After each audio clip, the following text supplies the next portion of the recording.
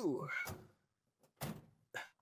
This is the Vision 79 podcast, where myself, Mason, and my friend Sander discuss recent developments in our business and personal growth. The name Vision 79 comes from our respective racing numbers. Sanders is 40, mine is 39, and we have similar ambition to progress in business and personal growth.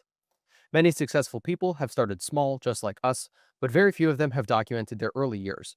They often say they wish they had, and given we believe in learning lessons from others, we intend to be the first to document our journey from start to finish. This is simply a documentary of our lives, and as such, we do not monetize these videos, so enjoy the ad-free content. Today, we have an incredible opportunity to record in a space that means a lot to both of us, with some cars that mean the world to us. Racing has always been a pillar of this podcast, and I'm excited to emphasize the importance motorsport has had on our personalities, business endeavors, and our relentless pursuit to improve. The American Muscle Car Museum in Melbourne, Florida, continues to give back to its community, and we're deeply appreciative to every member of the organization from top to bottom.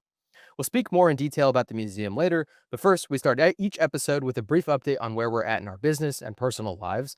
But I think we're going to get out of this beautiful car to do that. Yeah. All right, we're out of the car.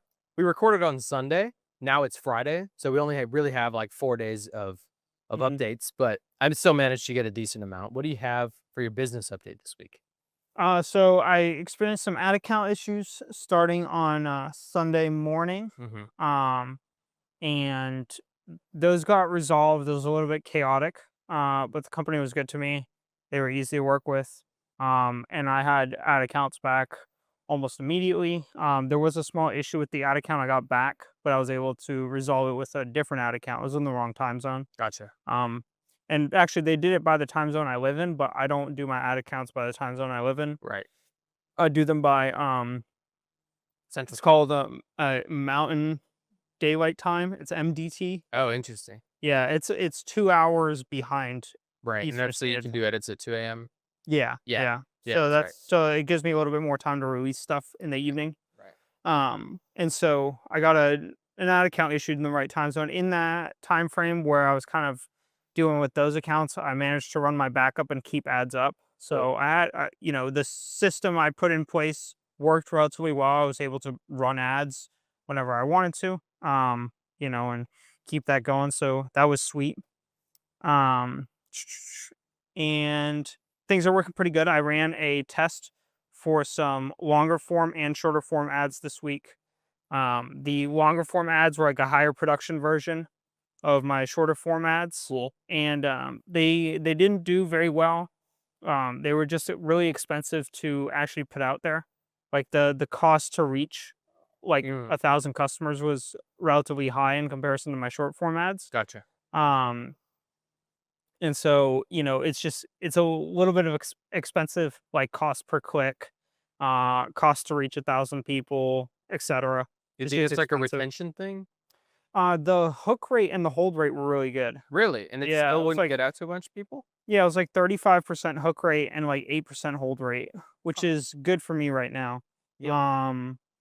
But I think it was more expensive to put out there because it's longer content. Most So people prefer it's short. harder to push out to people, I guess. That's my guess. Gotcha. But the shorter form content that was a little bit higher production did well and shows good potential. I ran that on the backup account, and so I decided to not run it against the winning ad that I have on that account as well. I just decided to run it by itself just as a test to see how it does on its own. And it did pretty well. And so now, since I have my regular accounts back up, not my backup, I'm going to pull over the best ad from the set of long and short and throw it into my ad account that's now my main one that's running, and put that up against the winning ad that I have, kind of like face to face, and see kind of how they do against each other. Gotcha. That's traditionally how I run it. I just did a little bit different style because of the backup account and stuff this week. And it's just kind of a different strategy in general. You can either run them against each other initially, or you can run them in separate kind of campaigns on separate budgets and then see how they do, and then combine later to see kind of how that interfaces. Yeah. Just different approaches. You get the potential for more data when you run them separately because you force a budget spend on it. Right.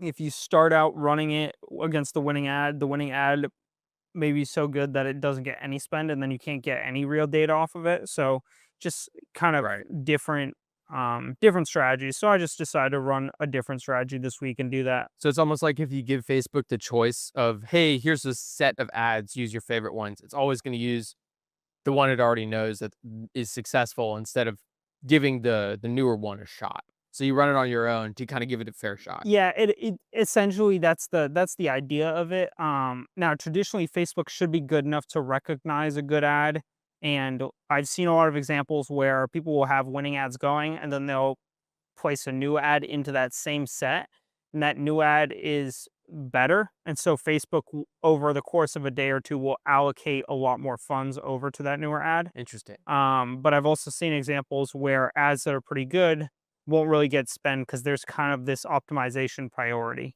So it's just different strategies, Right. and I I've listened to a lot of resources on it and done digging on it. And I still just don't understand it completely. So it's something that I'm working through. Gotcha. But At least you got your ad account back way faster than last time, right? yes, This is way a much faster. better agency, or it's treating you better at least. Yeah, way better. The turnaround time between me requesting a replacement ad account and having it up and running is about 6 to 8 hours. That's awesome. So that's very quick in comparison to what it was with my other old agency that I stopped working with, which was like 5 to 7 days. Yeah. So, yeah, much better. So I ran those tests this week. And then I did the Excel spreadsheet, was working really well for my ad creation. Sunday evening when I was actually working through stuff. So It is working for you. yeah, it's Hell yeah. working really well. I really like using it. Super helpful. Um, it also helps me find gaps in my footage. I think I mentioned that last time. Yeah. But yeah, I like working with it a lot. So I did that for the wheel product that I'm Cool. running. And I have less content for that, so it was a lot easier to go through. It only took me a few hours in total. Cool. But I did that for the wheel product. And right now, what I'm going to be doing this weekend is doing a little bit of a deeper dive on the analytics on the ads that I ran, transferring stuff over to the new account. That new account is running today with my winning ads. Cool. After it runs today with my winning ads, starting tonight, I'll transfer over that one ad that showed the best potential out of all of them and put it up against it, as well as use the information I gathered from running that test in order to inform the ads I'm going to create over this weekend. Yeah. So that's kind of like my game plan right now in a rough sense. It's a good strategy. Yeah, it's hopefully it'll be decent. Yeah. But that's about all I could think of. I felt like I did more, but that's about all I could think of when I was writing the sheet. So Yeah. those are the heavy hitters, at least. Yeah. I mean, when you think about it, it's only been 4 days, right? Yeah. So that's still look at the progress that was made in the same categories over the past 2 weeks. Yeah. I think that given the ad accounts were down and you were like struggling with like getting the car running basically, right?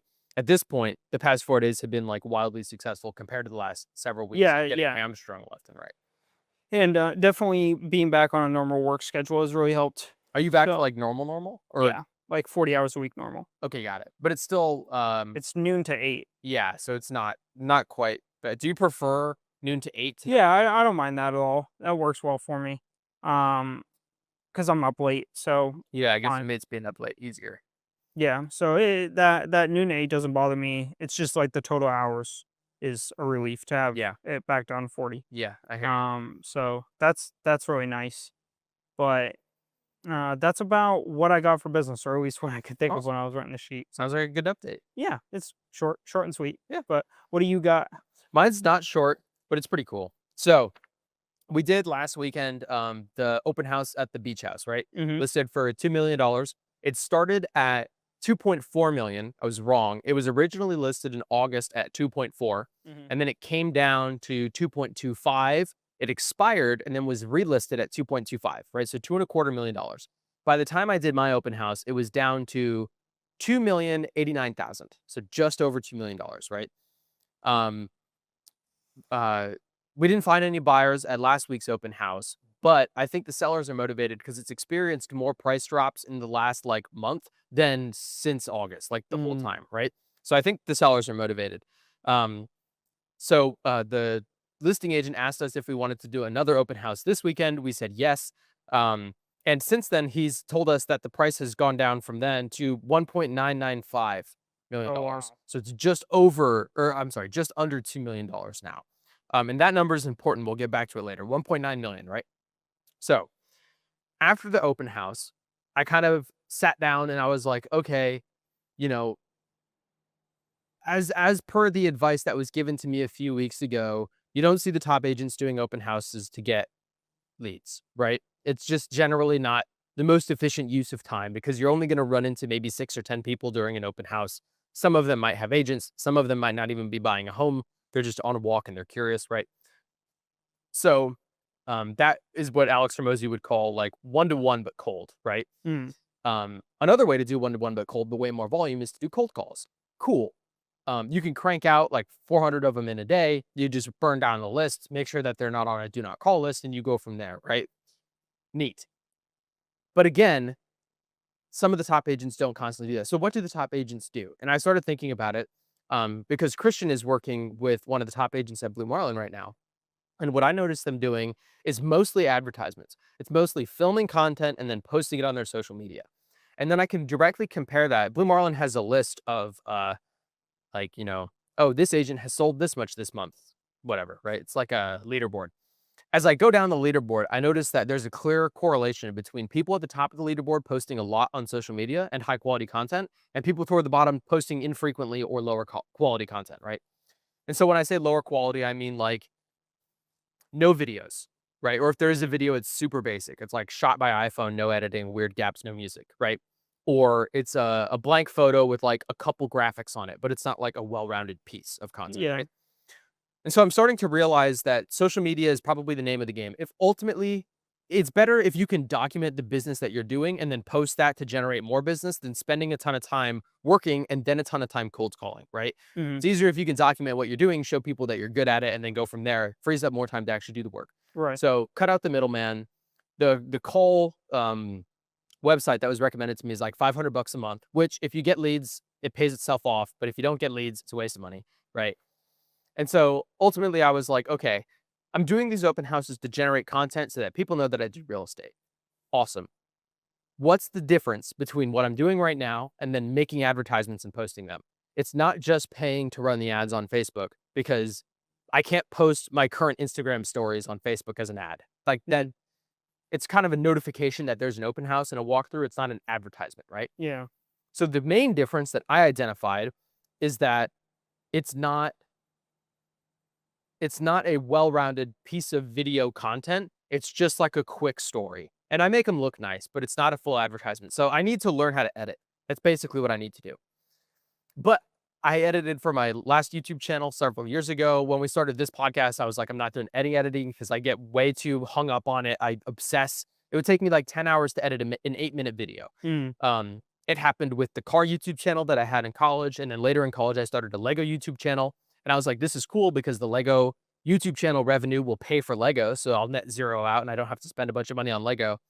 But I was obsessing over the video so much, it like took the passion away from it. And I was like, I don't want to ruin Lego for me. All right. I'm just going to stop. And I don't want the same thing to happen with real estate. But something's got to get done. Right. And I was kind of on the fence about it, considering my options when I was listening to a Tom Ferry podcast this weekend after we recorded our podcast on Sunday. And he was talking about a guy that he knew that was posting generic real estate content on his story, right?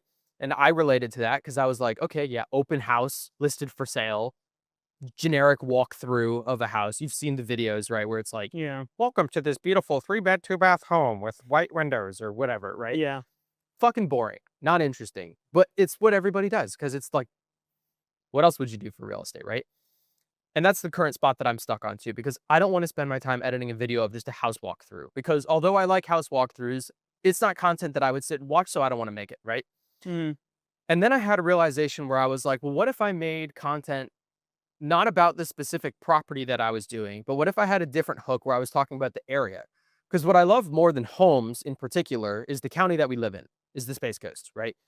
And as I was having that thought, Tom Ferry started talking about how this guy was making generic content until one day when he posted not about the building that he was doing a tour in, but the restaurant that he ate near the Yeah. open house, and that went gangbusters. And so then he started making videos about the community that the neighborhood was in, like the family pizza restaurant down the street, and then the cool, I don't know, water park nearby, right? Mm. And that started getting like $30,000, $40,000 or 40,000 views. And it totally blew up. And so I was like, okay, that's something I resonate with. It's an idea that I had started on my own and then fully developed with the Tom Ferry example. That's what I'm going to do this weekend with the Melbourne Beach open house. I'm going to go back to the open house.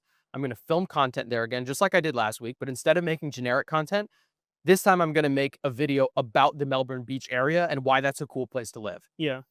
But I can't just do like a vlog style, oh, this is the cool, cafe or the cool restaurant nearby, because that's not me. I've got to have numbers in there somewhere, right? So I wanted to know, how do I run market summaries? Because good real estate agents know their market, and I can open up the MLS and click through a neighborhood and see roughly how much houses are selling for and stuff. But I would prefer like a bird's eye view of an entire city. So Grace figured out how to do this in the MLS and then taught me how to do it. So I have a market summary here of Melbourne Beach. I'm not going to put all of this in the video, but I wanted to share it because I think it's cool and you'll appreciate it. So for Melbourne Beach, we're going to compare 2025 June numbers, because June is now complete, to the 2024 June numbers. So in 2025, the median list price, and we use median instead of average because you get rid of outliers, right? Or there's less of an impact from outliers with the median. The median list price is $720,000, which is down 4% from last year at $750,000. So homes are priced lower now, right? The median sale price is $549,000, whereas last year it was $778,000. So the delta between actual selling price from last year to this year is down 29%. So homes are actually selling for way less now than they were last year. And then the median days on market, so how long it takes to sell the home, is 79 compared to 40. So it's taking longer to sell homes. And then when they do sell, they sell for way less, right? So here's my analysis. Homes are selling for 23% lower than their current listing price. So if you list your home today, realistically, you're getting 23% below that, which is a huge chunk down, right? Compared to last year, when homes were selling at 3% higher than their listing price. Not only are homes selling for less, but they're literally sitting on the market for double the duration, taking a median of 79 days to sell. The absorption rate is 9.26%, indicating that the demand is lower than the supply right now. Absorption rate is calculated by dividing the total number of sold or leased homes by the total number of listings. So a high absorption rate is over 20%, indicating a seller's market, because a lot of the homes that are on offer are selling. And a low absorption rate is under 10%, indicating a buyer's market, because the buyer has more leverage because the homes aren't moving quickly. So you can really negotiate down the price because they don't have other competing offers. And so sitting at 9.2% indicates a buyer's market in Melbourne Beach right now. So this leads me to believe that in Melbourne Beach, it's a buyer's market right now. Our beach house was initially listed at $2,495,000 in August of 2024. Assuming it takes the same 23% to hit as we've seen across the board with homes today, that means the anticipated selling price is around $1.9 million. Oh, okay. Now, our listing is several standard deviations above the median, right? Because the median is 720 and this is listed at almost 2 million. So the price drop might be a bit different than everyone else's. It was also priced in August of last year, which is a long time ago now. But a good ballpark for the value of this home would be like $1.9 million right now, which is what it's dropped to for this open house this weekend. Yeah. So now when people come to the open house this weekend, I have this information with me and I can directly compare Melbourne Beach in my own head, not to customers, right? To Melbourne, which I also ran. And I'll be quicker with this one. 2025 median list price is $414,000. 2024 was $435,000. So this year homes are priced 4.6% lower than last year, right? They're actually selling at $436,000 compared to last year's $423,000. So they're selling for 3% more this year than last year. And that's in comparison to the 29% negative delta in Melbourne Beach. So whereas last year in Melbourne Beach, homes are now selling for way less, this year in Melbourne, they're actually selling for a little bit more. And they were taking 25 days to sell last year. Now they're taking 35. So a 40% increase in days on market. But generally, if you're around the 30-day mark, that's a healthy market, right? So the analysis there is that homes are selling for 5% more than their current listing price, compared to last year when homes were selling 2.5% lower than their listing price. Homes are now selling above their listing price, indicating there's stiffer buyer competition, driving up the price in bidding wars. Interesting, it takes time. The time it takes to sell a property has increased, despite the list to sale ratio being so strong. It's also interesting to see that homes are now selling for $436,000, which is nearly identical to the median listing price in 2024. This could indicate that sellers are strategically pricing their properties lower in 2025 to stir up a buyer frenzy and get a bidding war going. In any case, the absorption rate in Melbourne is 4.5%, which is pretty low. Mm. But this is the real estate stuff that I've been waiting for. This is the Yeah. shit that I go fucking nutty for. So I went through every city in Brevard on my computer, just like burning through them real quick to like get a gauge. I was like, dude, which market is like up right now? Which one's down? And it's interesting in Melbourne here, because it's kind of did a swap where last year they were being listed at X and then they would sell at Y lower. And now they're being listed at Y lower and they're selling for X higher. So now homes are actually selling for what they were being listed for last year. It's like a weird Yeah. backward shift. It's Hmm. cool. So I'm going to be doing a lot more of this. I'm so stoked about this. This is too nerdy to put in the video that I'm making this weekend, but I can include like the high level stuff in there, right? With like, oh, it's a buyer's market right now because homes are sitting longer. So I will be including that. While I get a drink, what are your thoughts? No, it's I didn't know anything about housing or real estate market, so to me it's all new. It's interesting. Making a good ad has been the story of my life for about 6 or 7 months now. Yeah. I pray that you have an easier time with it than I have. Well, we're also Uh, selling different products, right? So I might be Yeah. per se making ads, but I can control the product. So Yeah, no, um, it's I like digging through the numbers. The research part is always fun because it's always fun to come up with like, what's your angle going to be? What are you going to say and why? yeah, How are you going to present it coherently? How are you going to present it in a way that hooks the audience and helps them hold through the actual video? yeah. Um, but yeah, you said that it was Melbourne Beach is where this house is located, Mhm. and then what's the other Melbourne. Melbourne? So you did Melbourne versus Melbourne Beach. That's right. Got it. Um, I'd be interested to see like a comparison between, because at least in my mind, and this is like, obviously zero data backs, but Melbourne Beach versus like Satellite Beach is probably like what most people look at in terms of like beachfronts Yeah. comparisons. Like, do I want to be on the northern side or the southern side, right? Right. It'd be interesting to see the data over the last few years on Satellite and Melbourne Beach, Yeah. Satellite Beach and Melbourne Beach, and see, do the listing prices and selling prices and their different percentages like inverse flip to each other. Yeah. Because that could be an angle of like, if it's a buyer's market in Melbourne Beach, it might be because it's a seller's market in Satellite Beach, Yeah. right? And to kind of see that inverse, and that might be like a good selling point, is like, these two tend to flip. If you're looking for beachfront property right now, Melbourne Beach is hot for buyers. Yeah. And we've seen this trend over the last 5 years. This is what's happened. Yeah. It flipped back and forth. This is what we believe about Melbourne Beach. This is the time to buy. Yeah. The sellers are antsy to get rid of the home, blah, blah, blah. Yeah. I don't know, but No, that's a fun comparison. yeah, Yeah. because like if you're looking at beachfront property, that's kind of like your two heavy hitters in this area. Right. Um, Well, and I can expand on that too, because you can't like you could do the market trend like that, but you could also go into what's the average price per square foot in Satellite versus Melbourne Beach. If you want to live on the water but can't afford the beach, there's more canal front properties in Satellite Beach, right? So maybe there's more options up there, and all of that can go in like a Satellite to Mel Beach head-to-head video, right? Which is fucking awesome. Yeah. Yeah, I'm excited to get into this, right?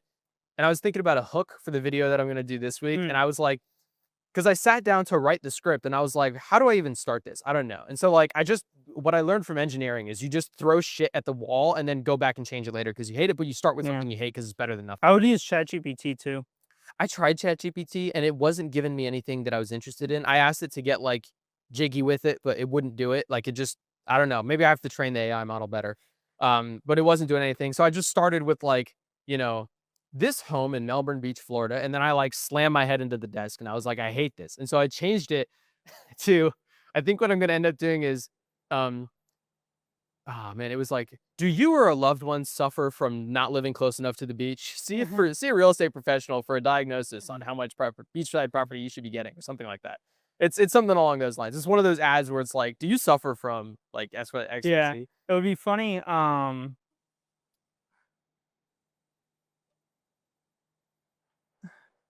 Doing a video there. Remember that girl I sent you a while back who did those real estate videos that are Yes. like meme style almost. Yeah, yeah, yeah. Um, it would be funny to do like a video walk that's like small clips where it's like beach, deck, like bathroom, and Yeah. it's like, or it's like if it's like three bed, two bath, it could be like bedroom, bedroom, bedroom, bathroom, bathroom, Yeah. and then like next, right, or like small segments like that. Yeah.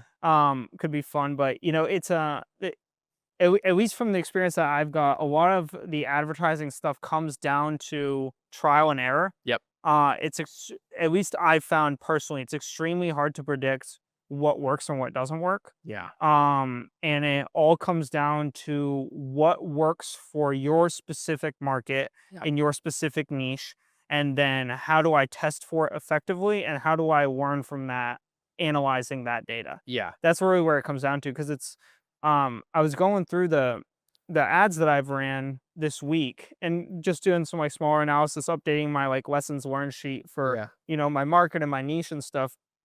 And I've put out at this point, I have 78 drafts in CapCut of different ads. It's a lot of drafts. Yeah, it's a lot of drafts. It's definitely a lot of drafts, and it's been 78 ads, and I've spent over $40,000 on ads just this year so far. Mm-hmm. So that volume of data and all of those ads that I've ran, and I'm still like trying to learn and figure out like how do I make it better. And like very slowly I'm getting better. I'll show you the long form ads I made. Yeah. And like, they didn't do very well, but they've done better than previous long form ads. And I figured out some new tricks in CapCut and stuff like that that kind of helped me out a little bit. Do you know what like editing software you're gonna use? This brings me perfectly into my next point. Okay, got it. But before I get there, I was kind of torn about making this style video because to me, I don't want my demographic to be people moving here from out of state in particular, right? I don't want to isolate myself to only people who live out of state. I really love meeting with someone in person. I love doing the showings in person. I don't want to like help someone find a home over the phone and then there'd be a lot of pressure when they come visit to do the showings and stuff like that. Oh, I'm happy to do it, but I don't want to isolate myself to that market. What's up? yeah, you could do a hook that's like, um, ever dreamed of owning a home on the beach? Mhm. And then targeted just to people in like the Melbourne area, like physical Yeah. landlocked Melbourne area, or Palm Bay area, or Vieira or Rockledge area. Mhm. Be like, um, have you and your wife ever dreamed of owning a home on the beach? And then like hit them with this is a buyer's market, Yeah. or like, and go through your stuff about the home and whatever. Um, kind of framing it as like It's more an affordable than you accessible think. dream home. Yeah, Yeah, exactly, right? yeah. Um, Like selling that, or what I've seen a lot of ads do is sell the persona, mhm. right? Like a lot, I saw this was done really in a clever way for a phone case. I watched this ad, and it was a phone case, and it was a basic phone case, just super simple. Yeah. And if this was just a picture ad, like every single person on the face of the earth would have scrolled by it. No one really gave a shit. Yeah. But the way they did it was they started off the ad and they were like, um, you know, 2 billion tons of plastic, employed child workers in China, shipped on a shipping container over to the United States, driven by blah blah blah. And they went through this whole thing that was like all The kind of supply like chain. abuse and environmental related. And then at the end of that like 10-second clip, they're like, this what goes into your iPhone case. And then they went to their case and they're like, but our case is different. And then they went through like the whole like eco side process and like the recyclable materials that they use. And they like showed the process, like showed the actual case, showed different people using it. The And then manufacturing. the real killer was they repeated this 2 times in the ad. And they are like, um, we make phone cases that are biodegradable because to some people that matters. And that was like really killer, because it wasn't that they You're like, were I'm some people. exactly. It's not that they're saying it should matter to you. It's not that they're saying this is important. they're saying both of those things by implying to some people this matters by setting up such an obvious chain of events that it just by watching the video, even if you never cared about the environment, suddenly you feel like you should, Right. right? Well, and And you're like, so well, I don't that's want to like, be. damn. Yeah, You you're know, I like, still think about that friggin' phone case ad every day it's a when I'm good ad. making ads. And it's like, damn it, like I don't even want that friggin' phone case and I can't get it out of my head because it's just such a good ad. Yeah. Well, it's like you're immediately creating an out group, right? By Yeah. saying some people care. They're implying that they prefer the people who care because that means they're a good person. And then you're like, well, I want to be a good person. And then you go, I want to be those some people and I want to buy your phone case, right? Yeah. And so you could do the same thing for the gramophone by saying like, this is great because like a lot of parents are fine with their kids being on screens all the time, but like, some parents don't want it. Some parents care. Yeah. Something like that, right? Yeah. Yeah. Yeah. But in terms of finding making a video not about the specific property, but about the area in general. Um, I was like, I mean, I understand Melbourne. I've lived here my entire life. I've driven through every day, right? I understand the area. But what I have found in doing all these open houses and showings and stuff is there's a lot of pockets of this city that I didn't even know existed that I really love. And so a great example is when we were doing an open house in Palm Bay. I wanted to know the area a little bit better because I didn't grow up in South Palm Bay. And so in driving around, we found an Italian restaurant. I think it's called like Trattateo or something like that. It's on Palm Bay Road. It might be the best Italian restaurant I've ever been to in my entire life. And I'm furious that no one has ever recommended this restaurant to me. And I can't believe it's been here the entire time. My whole life, it's been right there. No one's ever told me Yeah. about it, right?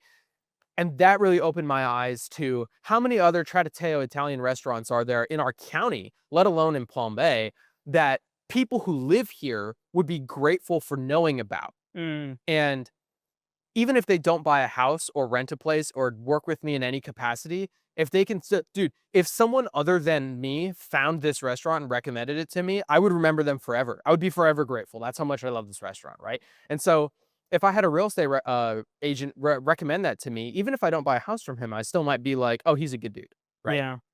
Um, Free publicity to try to tell. I hope I'm saying that right. I don't know. So after realizing that video ads are what I need to go on social media, I was like, okay, Instagram Reels and TikTok are obviously going to be key here, right? Because I can run paid Facebook ads. That's cool. I've personally seen Instagram and TikTok videos blow up before on my accounts and our Vision 79 account. Mm. So that seems like a natural first step into it, right? YouTube will also be critical. I've heard a lot of good things about real estate agents that are on YouTube. They're like, if you had to start over today, what's the one thing you would do sooner? They all say YouTube. So I should probably get videos on YouTube too, right? And editing is also required for the Facebook ads. And so I was like, okay, clearly I can't do all the editing that I need to do on Instagram Reels and TikTok. Though that's what I started with last weekend. I learned how to edit on both platforms in the app. I do not do well with fingers on the screen editing. Yeah. I Me can't do it. neither. I need a mouse, right? I used to use Sony Vegas Pro. I think I might have showed you it before. I really liked working with that. I tried to use the GoPro editing app. Didn't like it at all. Didn't work for Mm. me. Kind of gave up on editing after that. If it wasn't Sony Vegas, I wasn't doing it. Now, for like quick reels and stuff like that, I can kind of make it work with TikTok and Instagram. I posted a few last weekend, and I was like mildly happy with them. But I was like, I should figure out a different platform here because this just isn't going to work for me long term. And so I was talking with Kay about this at Pauhana, and Kay has a social media company called Social by Kay. Shout out to her. She just signed with Ember and Oak, a bar and restaurant in Oh yeah. downtown Melbourne. So all of the new ads that they're doing, she's going to help with. Got it. Um, Yeah, I've been there once. It's nice. yeah, the new ads are fantastic. And so she was walking me through. She was like, I use CapCut. Here's why. It's got the auto captioning feature. And I was like, oh, yeah, Sanders told me about this. I think this is what we use for our podcast. And she was like, you don't know what you use for your podcast? I was like, nope, Sandra does all of it. So I was like, I'm learning about stuff that is in these videos. But she was like, yeah, like, did you notice this shot in the middle of the ad? And I was like, yeah, it looked good. And she was like, that's actually an AI shot. I uploaded a photo and then it did a 360 of it for you. And I was like, oh my God, I didn't even know it was AI. So she got me all excited about it. So I installed CapCut and I started the free trial for the CapCut Pro or whatever. And I started loop testing it because when you move to an editing software, you have to upload and download files differently than how if it's Instagram Reels or TikTok. Because if it's on your phone, they can just read it from your camera roll, no problem. But now, the pattern that I have to follow is I record something on my phone, which is basically akin to a camera with an SD card, right? I then have to upload that video to my Google Drive so that I can access it on my computer. And then I download it from my Google Drive onto my computer and then upload that into CapCut. And then I edit and then I download it on my computer and then upload it into Google Drive. That's a lot of uploading and downloading. It's a pain in the ass, right? An added challenge here is if I want to post videos on Instagram and TikTok, the audio has to be allowed on that platform. The most restrictive platform is actually, ironically, TikTok, whose whole thing is music. They don't give you a full song, they give you a clip of a song to use. It's So, usually remixed. exactly, right? Yeah. You can't access the same music from the web version of TikTok. So I can't find the music I want and download it from the web version onto my computer. I have to do it from my phone. Well, my video, let's say my raw video footage that I want to use is X amount in length, right? But the song is X plus 2. In TikTok, your video can only be as long as the actual visual video file is, right? So if there's extra music that's cut off by that shorter length of video, you miss out on that music. So if I want to add other visuals, I don't have music for it. So what I did was I made a graphic that says audio export and I screen recorded a 2.5 minute segment of that because no TikTok song is going to be longer than 2.5 minutes. And then every time I find a song that I want to use in TikTok, I put the music underneath that 2-minute long audio export video. And then I crop that. And then I have the full song with the visual on it, upload that to Google Drive, right?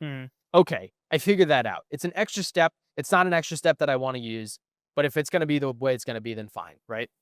So I start doing that. What do I learn next? Eventually, I learned that it's actually not that bad. Most of the videos that I'm uploading are less than 30 seconds. They can upload to Google Drive without much issue. They download onto my computer and up into CapCut without a problem. Yeah. What's frustrating is that CapCut on my phone and CapCut on my computer and CapCut on the web are 3 different locally based things. Yeah, I was going to mention this. You can Yeah. upload it to the cloud, but it takes fucking forever and it's not worth it at all. Which is why I'm doing all these uploading and downloading things to the Google. It's actually faster to manually upload and download 5 times than it is to upload once to CapCut Cloud. This is a big reason why I got gigabyte per second internet Yeah. on fiber. Yeah. Is because I started off on the web version, and if I were to do it over, I would have probably started on the desktop version. Yeah. But at this point, it's a lot easier for me to continue on the web version because I have the fast internet and all of my files are synced through that cloud. And this is the real kicker. If I create something in CapCut Web, I cannot open it and download it in the CapCut desktop app. Yep. If you create it in the desktop app, it has to be edited in the desktop app. And if you create it in the web app, it has to be edited in the web app. And so because I've edited and created so much in the web app, I could start over and, but I have like templates going and I have clip segments and stuff that I've edited together, like little snippets that I use again and again. And I could download those as files themselves and then re-upload them to the desktop version. But the nice thing about having it all on the web as raw clips is that I can expand or shrink any one that I want and duplicate it over inside the web and then, put it into my new ad. It just makes it easier. But yeah, the web versus desktop versus phone that's the most frustrating thing about CapCut is that those can't all sync and link together. And you can't edit like one on another platform that they have all under the CapCut umbrella. That's really annoying. It's also frustrating that ByteDance owns CapCut and TikTok. CapCut's officially partnered with TikTok, right? When you go to export a CapCut video, it asks you if you want to post it automatically on TikTok, and then you can export it for Instagram and other things, right?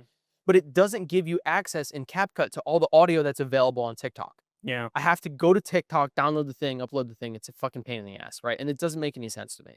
Have you considered downloading the video file as a file without music audio and then in the CapCut web app or the TikTok app on your phone, when you go to post it, adding in that music underneath and then just throwing it out there? I thought about doing that also because then I could use different music for Instagram versus TikTok because some songs are supported by one platform but not the other.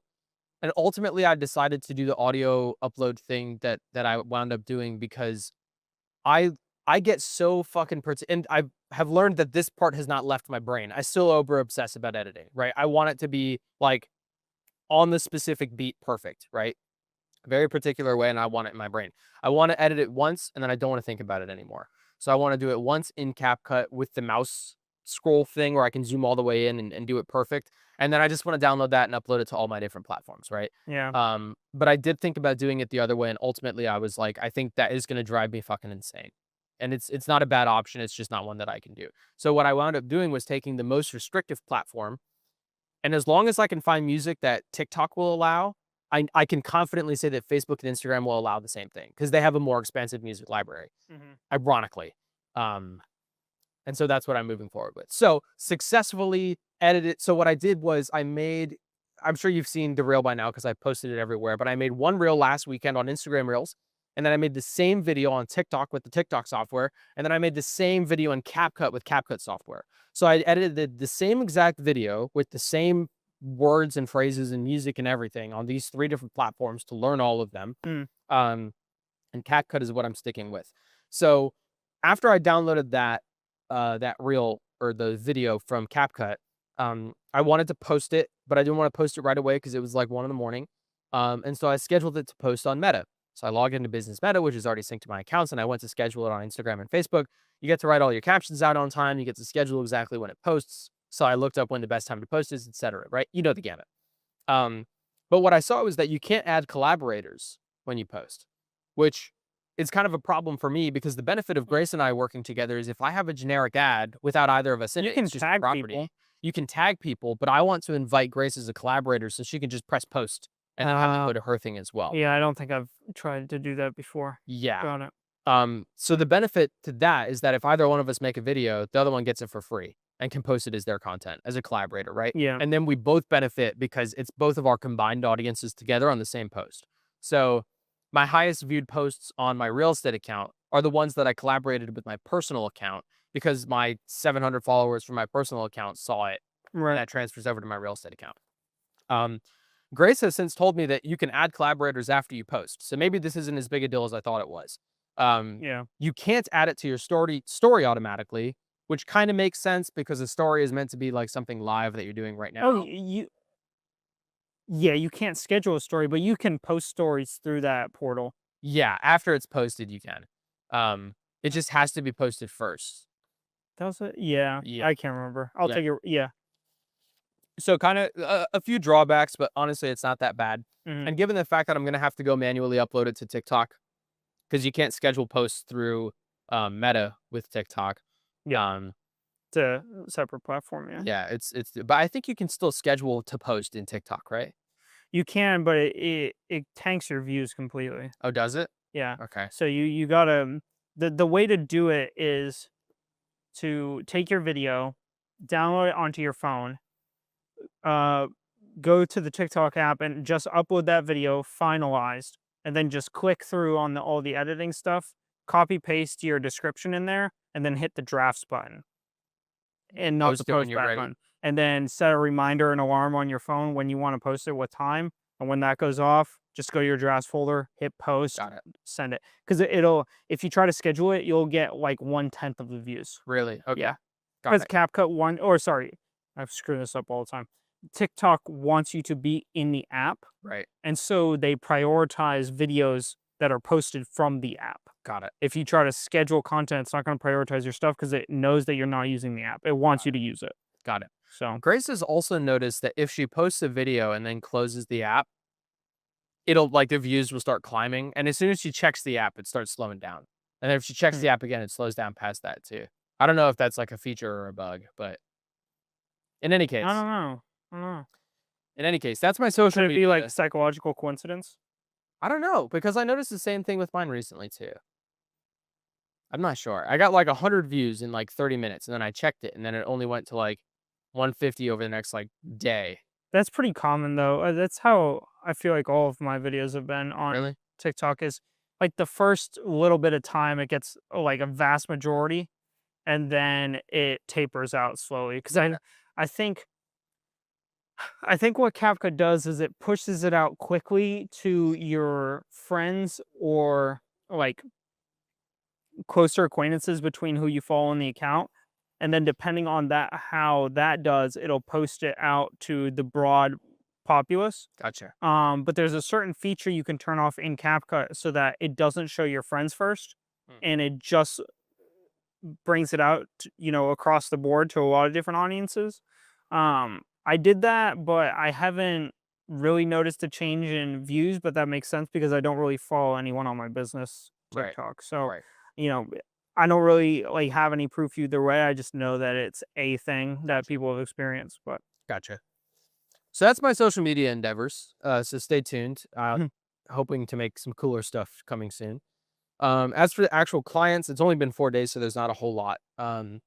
We sent our investor client looking for a property to flip a list of properties this week. They're going to look at those in the next few days. I have a new client who actually works with a flipping company. They specialize in buying homes, renovating them, installing tenants in them, and then selling them as investment properties. And he was like, if you have any off-market listings, like if you come into a listing, like throw it our way first, and we could probably work out a quick deal. And I was like, okay. And actually, the people living close to my parents might be a good option for that because that house is gonna have to be priced a little bit lower than the rest in that neighborhood, because it's got some damage and needs some repair. mm, But that would be a good option, right? Um, and then let's see. Oh, the commercial property client. Last week I mentioned that they can do properties if tenants are installed for more than their budget, so they're yeah. around 1.3 million. They were really interested in that $1.3 million property, but it had already sold. And so then they pivoted back to the vacant lot that we were looking at earlier. And so I called the people that I have associated with that lot, but I didn't get any answer. It's owned by a trust, and there's multiple like trustees in that trust. So I don't know if we're actually going to get anybody.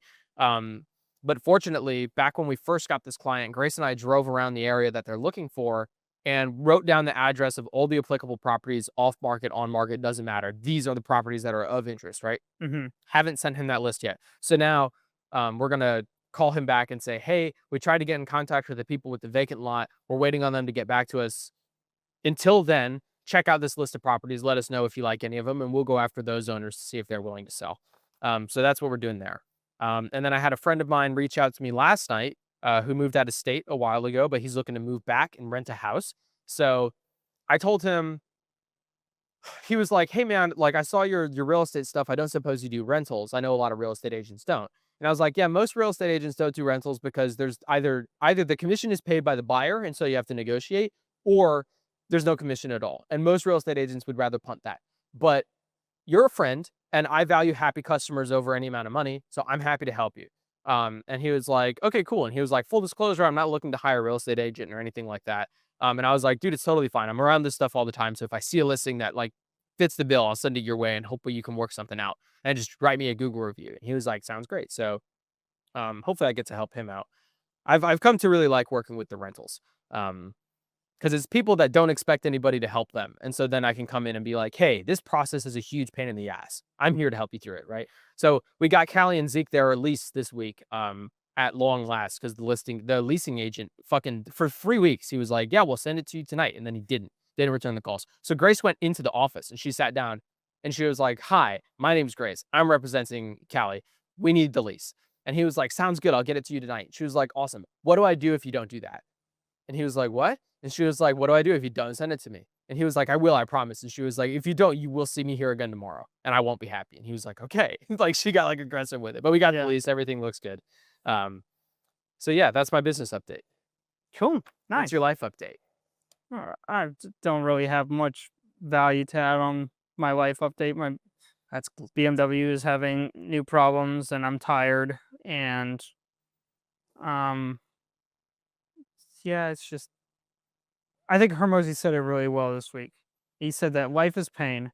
I'm in pain when we're growing, I'm in pain when we're stagnant, and I'm in pain when we're failing. And that's exactly how I feel. It's just in pain.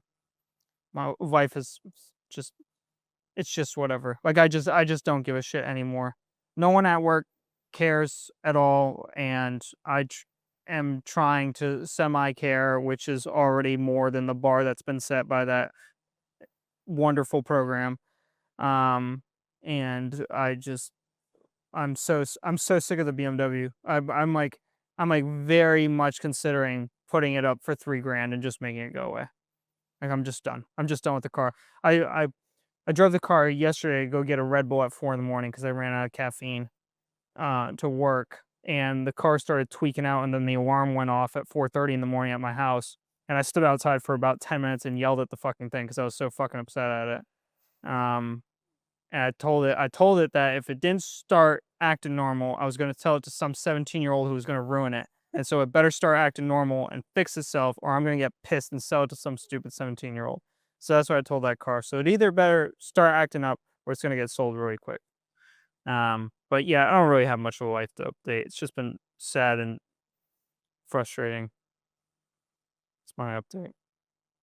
Has anyone told you really know how to brighten up a room? I couldn't give a shit less. You should do something that makes you happy. I don't want to. I want to make fucking money after 78 ads that I put out. All right. That would make me happy. You know what would make me happy if I didn't have to go to this job every day? That would make me happy. You know, if I didn't have to look at the depressing work environment that I have to work in with all these people that have no direction and no care for their lives, that would make me happy. You know what would make me happy? If I didn't have to wake up to a BMW that's broken in a new way every single week. That would make me happy. That would make me happy. Go out and That would be doing something that would make me happy. go out If I could get in a car that works consistently, that's enjoyable, and I don't have to go to a 9 to 5 every day, and I can support myself and have a good life and have the opportunity to scale and grow, that would make me happy. Like the current situation I'm in just sucks, and that's fine. It's just gonna suck for a while, and then in the hopes that it gets better. But I'm especially frustrated with the BMW because I just spent a ton of money on that car, and I was like, I'm just gonna make it right. I'm gonna sell it. I even bought a new key for it because the key battery died, and I was like, because I don't want to deal with some guy coming over and then being like, oh well, the key battery's dead and the key costs $300 from BMW, blah blah blah. So I just said, screw it. I'm getting a new key. I would have never gotten a new key for myself because I couldn't care less. I literally bought the new key so that I could sell the car and fix everything and just make it go away. What And then the started? light module just completely tweaked out. That's all the lights in the Yeah, car. every light. It's just it'll turn one headlight on, it'll turn it off. It'll turn it with the car completely locked with the key pulled out off in my Mhm. just in my sitting in my driveway, it'll turn random lights on and off. Mhm. So I have to unplug the battery every time I stop it, and sometimes that sets the alarm off, Mhm. and it's just like I'm so sick of it. Like it it sucks because I do really like driving the car, and I like that generation of chassis, and I've worked on a lot of these chassis, and I drove one for a relatively long period of time. I drove Alex's for like 3 months. Mhm. And I've driven that car to the Rolex before, and I've really enjoyed it, and like very good car. I don't know why I've been so unfortunate with the one that I happen to get my hands on. I don't know if it just had a bad history in past or if something happened to it Mhm. that wasn't recorded. I don't know what happened. But I have just had really terrible luck with that car. And it's like, it's especially frustrating when I feel like the past 2 months or 3 months has been a case of, like, if it can go wrong, it will go wrong, and then if it shouldn't go wrong, it will also go wrong, and then things that you don't expect to go wrong will also go wrong, and then the things that you think will go right will sometimes be mediocre, but usually go wrong. And that's been, like, the entire base premise. It's like, I wake up one day and my computer's broken, and I'm like, "Great." And then it's like, the BMW breaks in a new way that I've never seen before in, all of my years of talking with Alex and Tommy at Audubon and working there too. Never seen that failure. Yeah. And, then the parts aren't available. Or for example, this. I bought you a little gift I wanted to give you. Okay. I opened it up yesterday. It's the wrong thing. Oh, really? It sent me the wrong thing. Oh, that's a bummer. And then I started reading through the description on the eBay thing Mhm.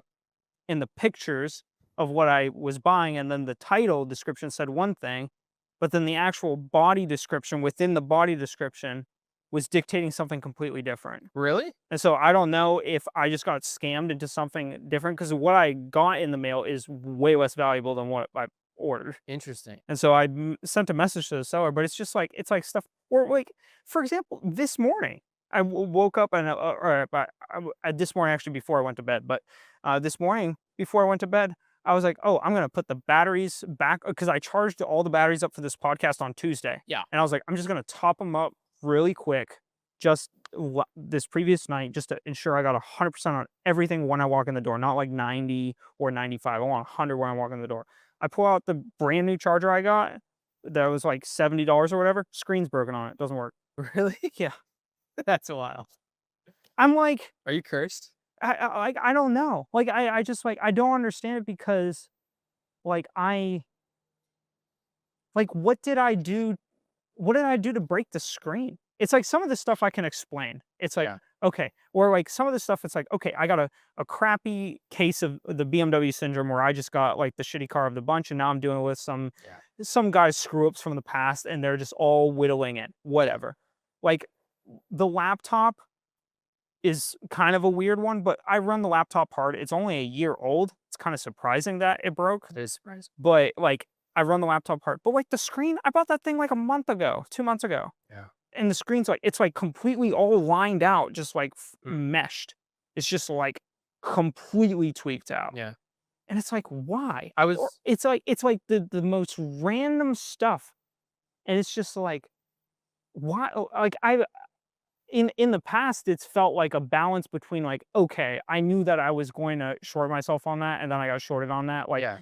I knew I was trying to cut a corner there. I screwed myself. Oh well. But it's like now I'm trying to like not cut corners and like actively avoid things that could potentially introduce new variables into my life. But like it's like the variables that have existed for eternity in my life just seem to like flip on me randomly. Right. And it's like why? Yeah. Like like yesterday I was just so frustrated with it because I'm like driving the Beamer and I'm driving on a straight road and the blinkers are going off randomly and I'm like, it's 4:30 in the morning and I'm like, I just don't care anymore.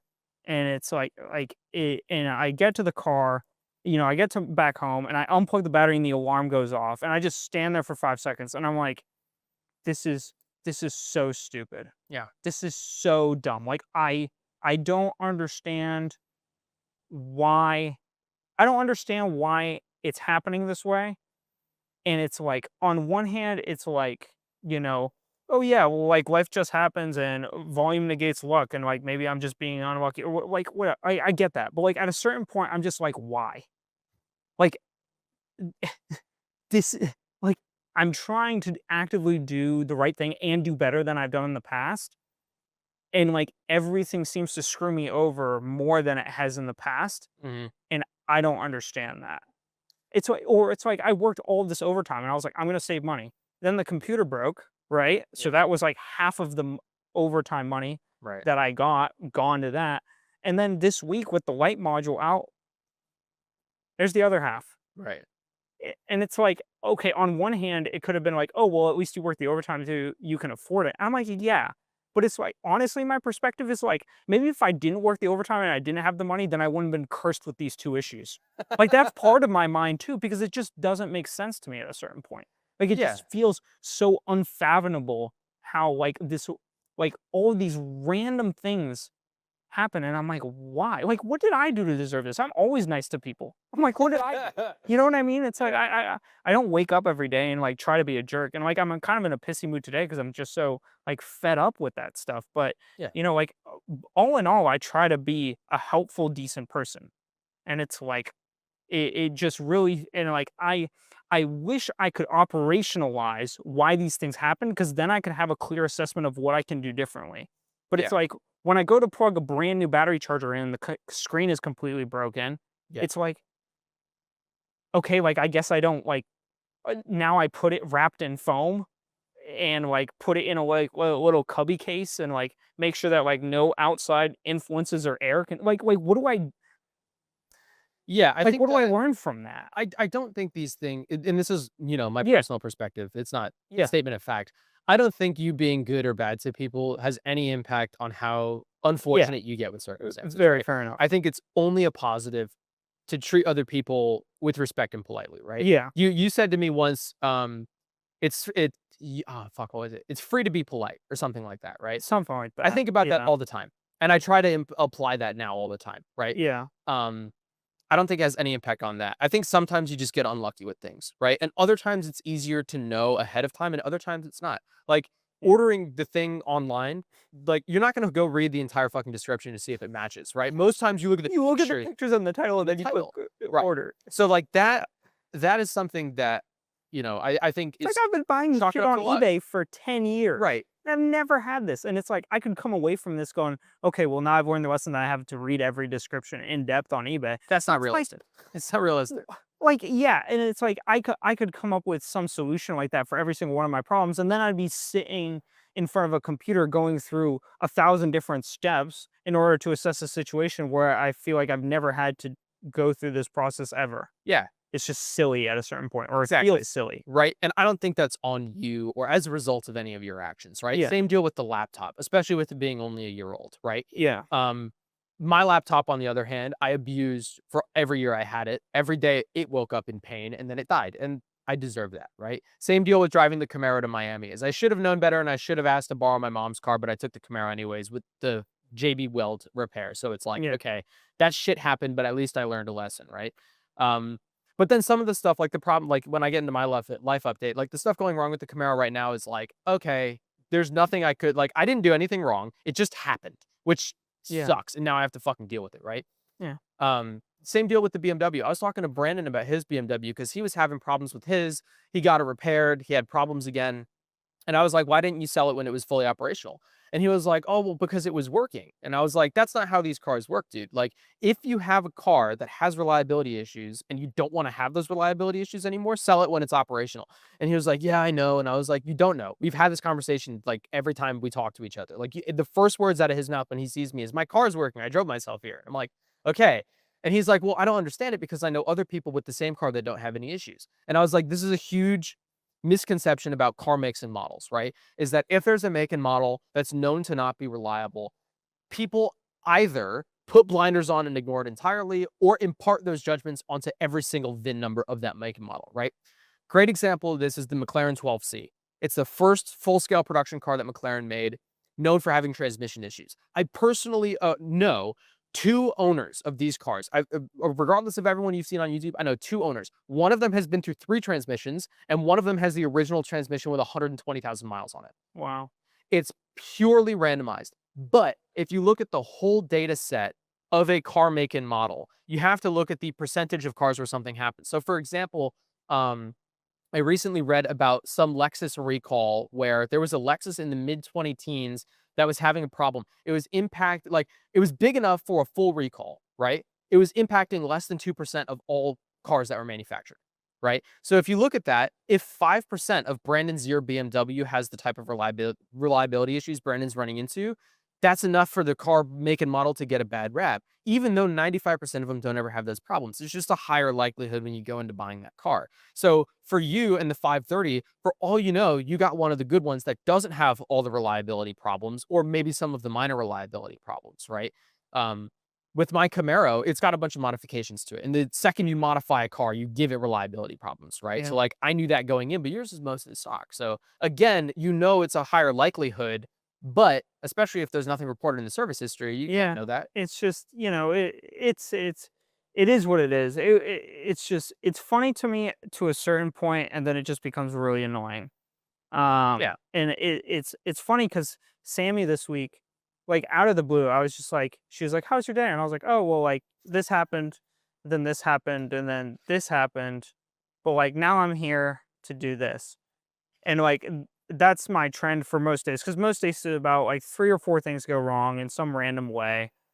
Sometimes in a way that I like can predict, like going to work. Like I know I'm gonna deal with some moron who's gonna have some opinion about something that's gonna make me reduce some work. Like that's just the standard practice about things go on there, and so I just expect that, right?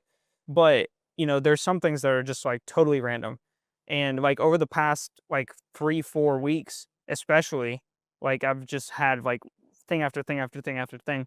And the other day she was like, you have really bad luck. And I was like, yeah. And like, I don't really understand why. And I was like, I wish, maybe I just don't have the insight, or maybe I don't understand it, but like, I would love to have a framework in order how to solve the things that I'm attributing to luck in some way, Hmm. and it's like, it sucks because it's like with the Beamer, like I wanted to just get it to a point where I could sell it.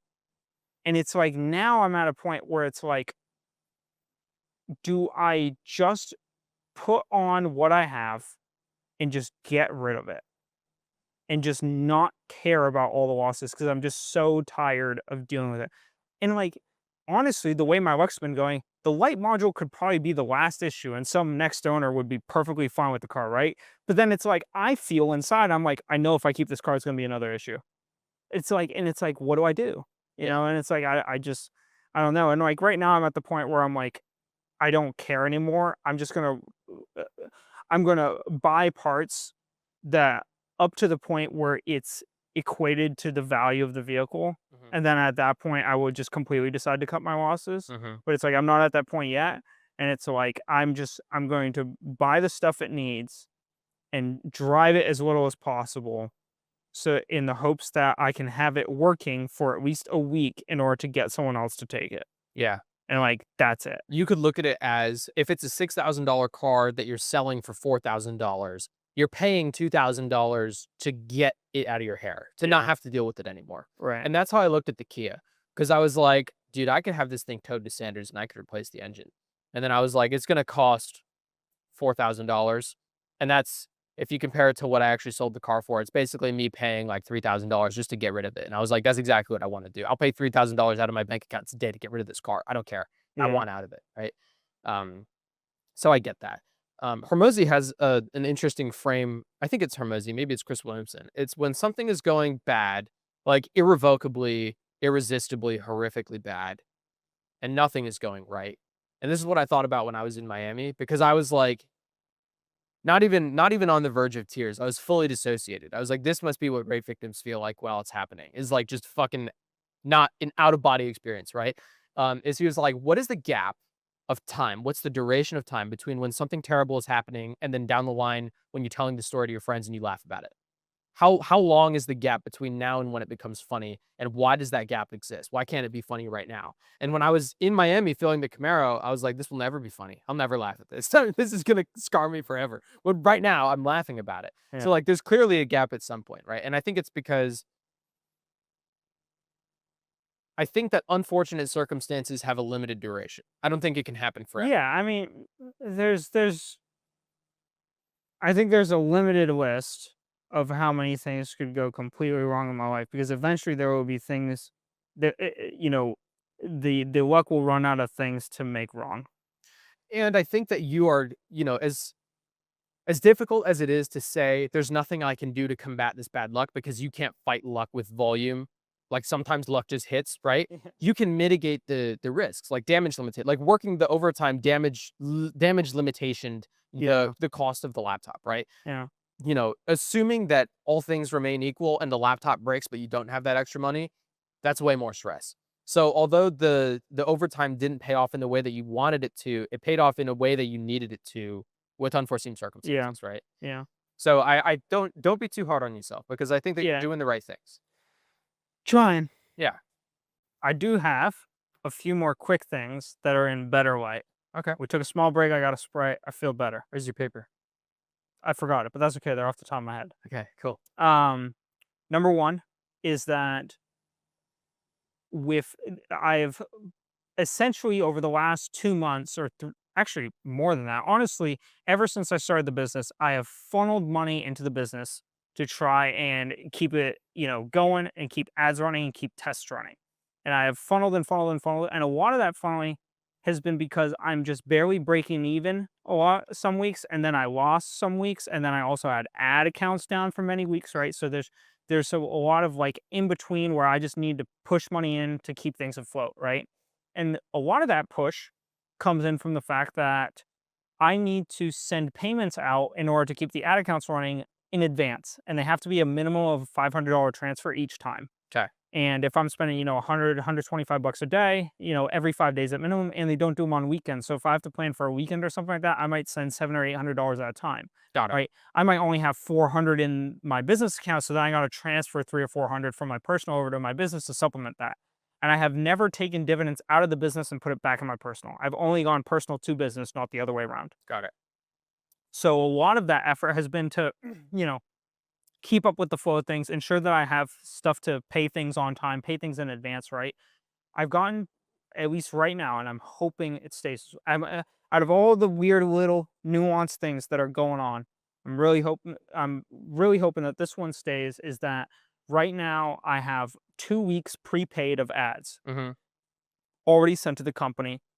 I have an additional grand in the account that is completely flat and stable. My PayPal is accruing money as a backup, and I have my Slash bank account that has a few $100 as spare in it.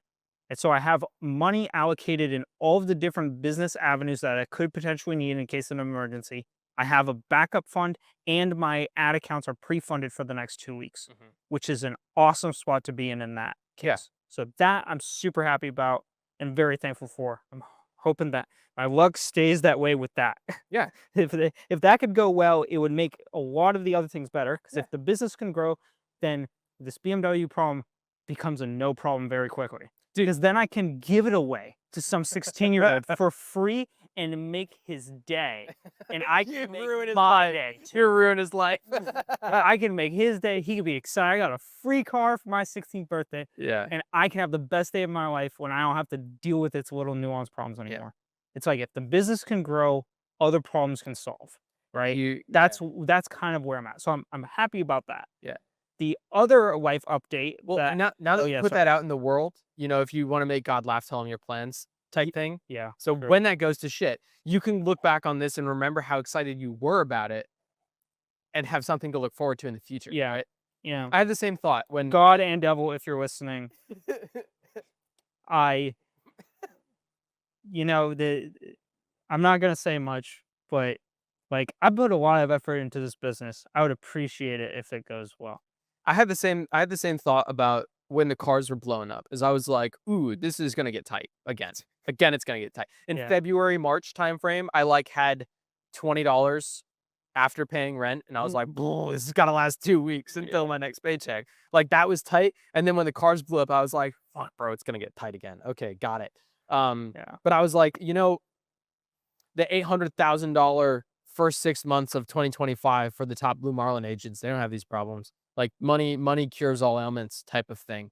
Yeah, and it's like, people always talk online. They're like, "Oh, money doesn't solve problems." Sure fucking does. And I'm like, it sure fucking does. Yeah, it sure fucking does. Because yeah, if you want to live a very basic life where you have a bunch of roommates in a rural area where you pay $9.95 in rent a month, and your water goes out sometime and your electric goes out, and you just want to be peaceful and one with the nature and the world around you, you can live a very cheap and happy life, basically on no income. Yeah. Yes, that's great free. For those of us who would like to live in a first world environment because they live in a first world country, it's very challenging when the income does not meet the basic requirements for what your living expenses are. Right. And then also having saving funds after that, right? And a business. Yeah, and I don't mean that to be rude for the people who just want to be one with nature. To each their own. My girlfriend is one of those people who's like, I just want to be one with nature, and I'm like, I want to be one with nature too, but I also want to be in $1 million log cabin on a mountain. Yeah. You know what I mean? I want to be one with nature, but also have a toilet, a real one. Exactly. You know what I mean? And so it's like, apples and oranges in that sense, in a way. But it's like money doesn't buy happiness, but it sure as heck can solve a lot of simple problems at a base level. Yeah. And yes, there are other problems that come with having money, like money management. But guess what can solve those problems? People who manage your money for you. And how do you get that? By having money to pay them. Yep. It's like these things, you can have a much more stable lifestyle with just a slight income bump, right? And your alternatives are either to go down to something that's uncomfortable, like you or I could get into an apartment where we share with a bunch of people. I could sell off all my cars and, cut down on a ton of, all the tools that I have and everything, and just downsize into this tiny little thing. And my income would support that just fine, right? And I could do that. But that's not particularly what I prefer to do. It's what I will do if it's what I have to do, but it's what I would prefer not to do, given that I've built myself up to the point where I can have at least a decent place. Decent being it has a garage, right? And I can get my ducks in a row, and if I pinch my pennies, I can still afford to fund my business and grow it, right? And so that's a decent spot. And I would prefer not to give up that entire foundation in order to like pay for a broken laptop or light module failure in my BMW, right? And so, yes, more money would solve those problems. And so that's why the business avenue is so appealing.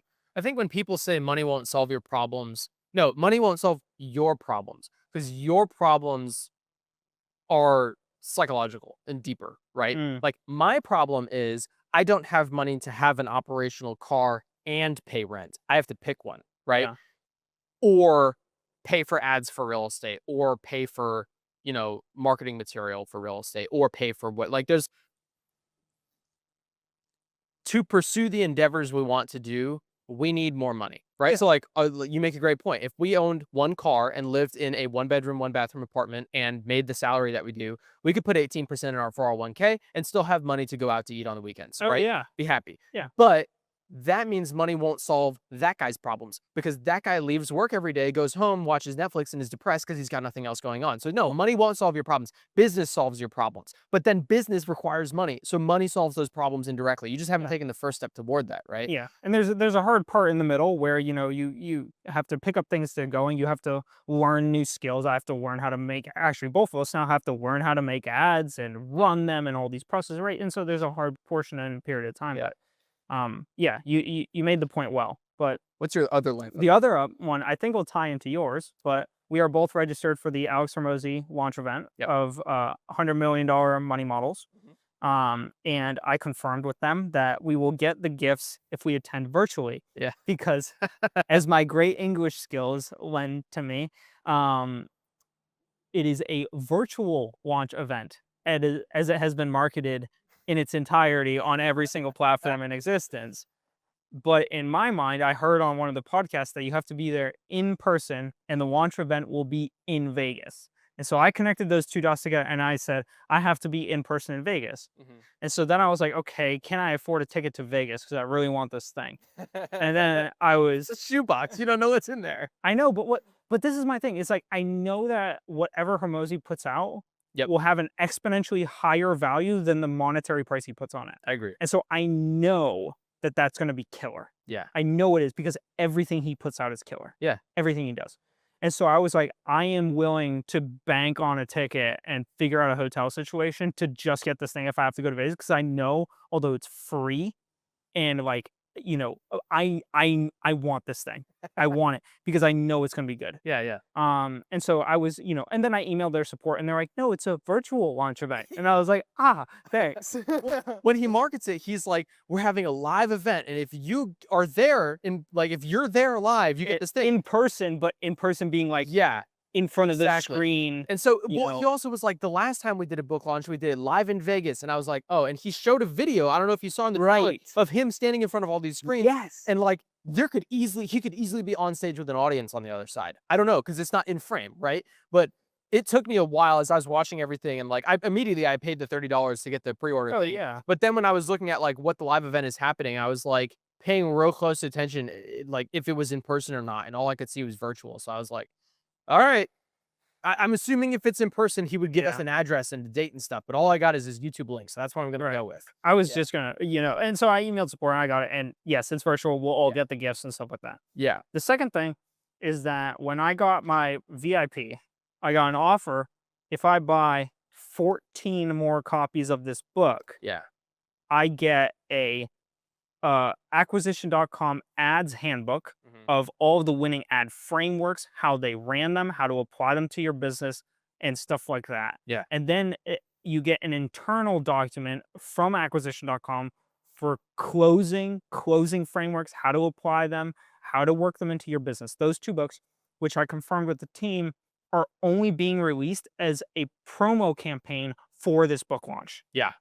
And so I was trying to figure out, I was like, because I was looking at these and I was like, I don't really want to spend $500 on 14 more books that I don't need. I was wrong. I got the same offer and I was like, I can't pay for that. And I clicked to the next. Okay, got it. So I received the same offer, but I was like, I don't have that. Yeah. Like this was just after my I almost did that. And then I saw ads handbook in the description and I was like, shit.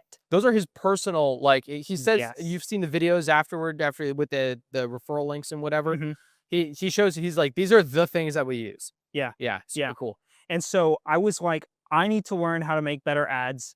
I've always tried to invest in myself and my education. Every single penny that I've saved, I've invested in myself and my education. I have a personal mentor that I work with weekly. I have, a slew of courses that I have access to through a shared account because it's $1,000 a month. And Yeah. so I share it with a couple other people in order to get access to another group that has a whole bunch of information and wealth. And I've always been a knowledge seeker for business stuff. When we were doing dropshipping together, we did Dropship.io and went through all those courses. Yep. Or, when I was into trading stuff, I went through those courses and notes. And so I've always been like a learner. And so I was like, do I buy 14 books just to get these two? And then I was like, okay, I don't know how much I'll use the closer handbook right now. I'm sure it's super valuable and useful. For me, it's super valuable. Yeah, yeah, for you, Yeah. definitely. But I was like, would I be willing to pay $500 just to see his ad frameworks and what he has learned through business? And I was like, I would totally pay $500 for that. Yeah. And so I was like, screw it. And I bought it. Yeah. Because I was like, that alone to me is worth $500. Yeah. And so I bought it. And then I think with the virtual books, I have a couple ideas. I'm either gonna try to maybe actually I just thought of this right now. We could do like a promo thing live to auction them off through like the auction site that you do through like the Vision 79 account. The auction That'd be side kind I of do? like not that you do. You watch it for Legos. It's like Oh, live auction. whatnot. What? Yeah. Oh, yeah. We could do something like that, like through maybe like a live promo through Vision 79 of like Yeah. we do business stuff and we have all these books to give away or to auction off or whatever, and like just put them out there for like 20 bucks or whatever, right? Just do it that way, or just give them out to friends or whatever. Like I have a Yeah. couple ideas, but We could do something different for, because we have 14 to give away, right? yeah, We could do something different for each of them. So one could be like the whatnot stream giveaway, and then one could be like the random giveaway if you call into our 24-hour live stream where we do a 24-hour live working session on our laptops or something yeah, like that. We can make each book a different flavor event. Mhm. There's a bunch of Yeah. stuff we could do. Yeah. kind of different ideas. So there's a bunch of different things you can do, but at the end of the day, I was like, are these two books that are unreleased worth $500 to me? And I was like, definitely. Yeah. And so I bought them. We can use them. I'm sure they're going to be banger value because Hermosi stuff always is. And that's the last life update that I have. Yeah. When you I just went for it because I was like, I'm I heard the Mike Tyson quote and it's stuck in my head. But Mike Tyson was it was Mike Tyson, I believe. It might have been another really big athlete, but anyways, one of those guys were talking, and he was like, "People always tell you to not put your eggs in all. People always tell you to not put all your eggs in one basket, but they never tell you to just make more eggs if you need them." And I was like, that was the mentality I had going into buying that. I was like, I am putting all my eggs into this education in this one basket, and if this basket does not work, I am going to need to find more eggs. Well, after you paid for it, I was like, that's a lot of money. And immediately I was like, if this was a Grant Cardone seminar, I would be like, you're probably wasting your money. I think Alex Hormozi, if I recall correctly, he paid like $300,000 for a 1 hour interview with Grant Cardone, and he only took Something up like that. 20 minutes. He had his questions and then he got out or something like that. I don't find that much value in Grant Cardone's work. Clearly, he knows something that I don't because he has more business success than I do. I respect that. I don't resonate with a lot of his stuff, right? If you paid $500 for How to 10X Your Life by Grant Cardone, I'd be like, I don't know, man. But like the fact that it's Hormozi's stuff, I was like, Sander could be $20,000 in debt to buy this book, and it's still probably going to be worth it. Yeah, It's still probably going to be worth it. that's how I saw it. Is like this has to be a steal. Yeah. It has to because all of his stuff feels like a steal. Right. Even the books for $30 feel like a steal. Well, and it makes you think like there's so much valuable content that we get for free. The books are fantastic, right? By now I've read both. Mhm. The leads and offer generation, right? Both the books are fantastic, but all the free content is great too. So then that tells you this is the highest paywall that we've crossed to get to Hormozi content, right? And if the free stuff is great and the books are even better, then this even higher threshold paywall stuff is probably even past that. And I'll make the gamble and say the stuff behind this paywall is probably stuff that we're not even going to fully appreciate for like the next 10 years. But the fact that we get to peek behind the curtain now ahead of time is even better, right? Like the earlier you can understand these lessons, the easier the trip is going to be up the mountain. Yeah, Right. yeah. So I invest in that, and I think it'll be a good shared resource for us. Yeah. I hope that it'll be worth it. I'm pretty sure that it'll be worth it because this stuff always is. But Yeah. um, that's all I have. I had a very long-winded, I guess, life Yeah. update this week. Yeah. Cool, dude. Let's see. Oh, Tyler talked to me the other day. They're carrying new products, right? So Tyler and Blake are partnering on some type of like product procurement thing for their Kava and Kratom stuff. I don't know what the deal is. Um, the TLDR is they're selling these little, they look like big 5-hour energy shots of like Kratom something. And then they've got like vapes, but it's Kava something. I don't know much about Oh, either. I don't know much about either. I've You know heard I of don't the do that Kava stuff. vapes. I Yeah. haven't I tried don't one, but I'm not interested in either. But yeah. Tyler was we were talking. Eli's back at Pahana. He's working at Pahana No again. way. Yeah. That's wild. So Eli was working and Tyler came over and was showing us the stuff. And Eli was hitting the kava thing and they were both like, "Do you want to try it?" And I was like, "No." But we were talking about Eli was like, "Are you and Sander still friends?" And I was like, "I actually drove here in his car. We're doing fine." And he was like, "Oh, cool, glad to hear." And I was like, "Yeah, he's drop shipping now, so he doesn't come to the bars often. He does a lot of work from his computer at home." And he was like, "Got it." And then Tyler was like, "Oh, dude, I wonder if Sander would drop ship our stuff." And I was like, the Kava and Kratom stuff? And he was like, "Yeah." And I was like, "I don't know, maybe. It's worth reaching out to him." And he's like, "Cool." I know he's not going to reach out. He never does. But if you're interested in something like that, yeah, here we go. I'm narrowing down my niche to my one thing. That works for me, man. Appreciate the offer, Not a but problem. yeah, Yeah, he'll just expect he won't text you, but the next time you see him, he'll ask you about it. yeah. Okay, here's my life update. Work has been kicking into high gear lately. Um, we have our big, well, we call it a pop. It's a period of performance, right? So when we're contracted for a statement of work, that's a set period of time. And then at the end, you have a big deliverable, right? It's either a big ass Word document. 2 years ago, it was like a 3,000 page Word doc. This year, it's a PowerPoint presentation. It's going to be like 900 slides. It's like 4 days of presenting. It's a big fucking deal. And it's a systems engineering led effort, right? I'm the only systems engineer involved. The level 1 systems engineer is the only systems engineer involved with this whole thing. Um, though recently, a new engineer has joined our team. He's a level 4 engineer, so he is significantly more experienced than me and paid significantly higher, but he has no experience on our program.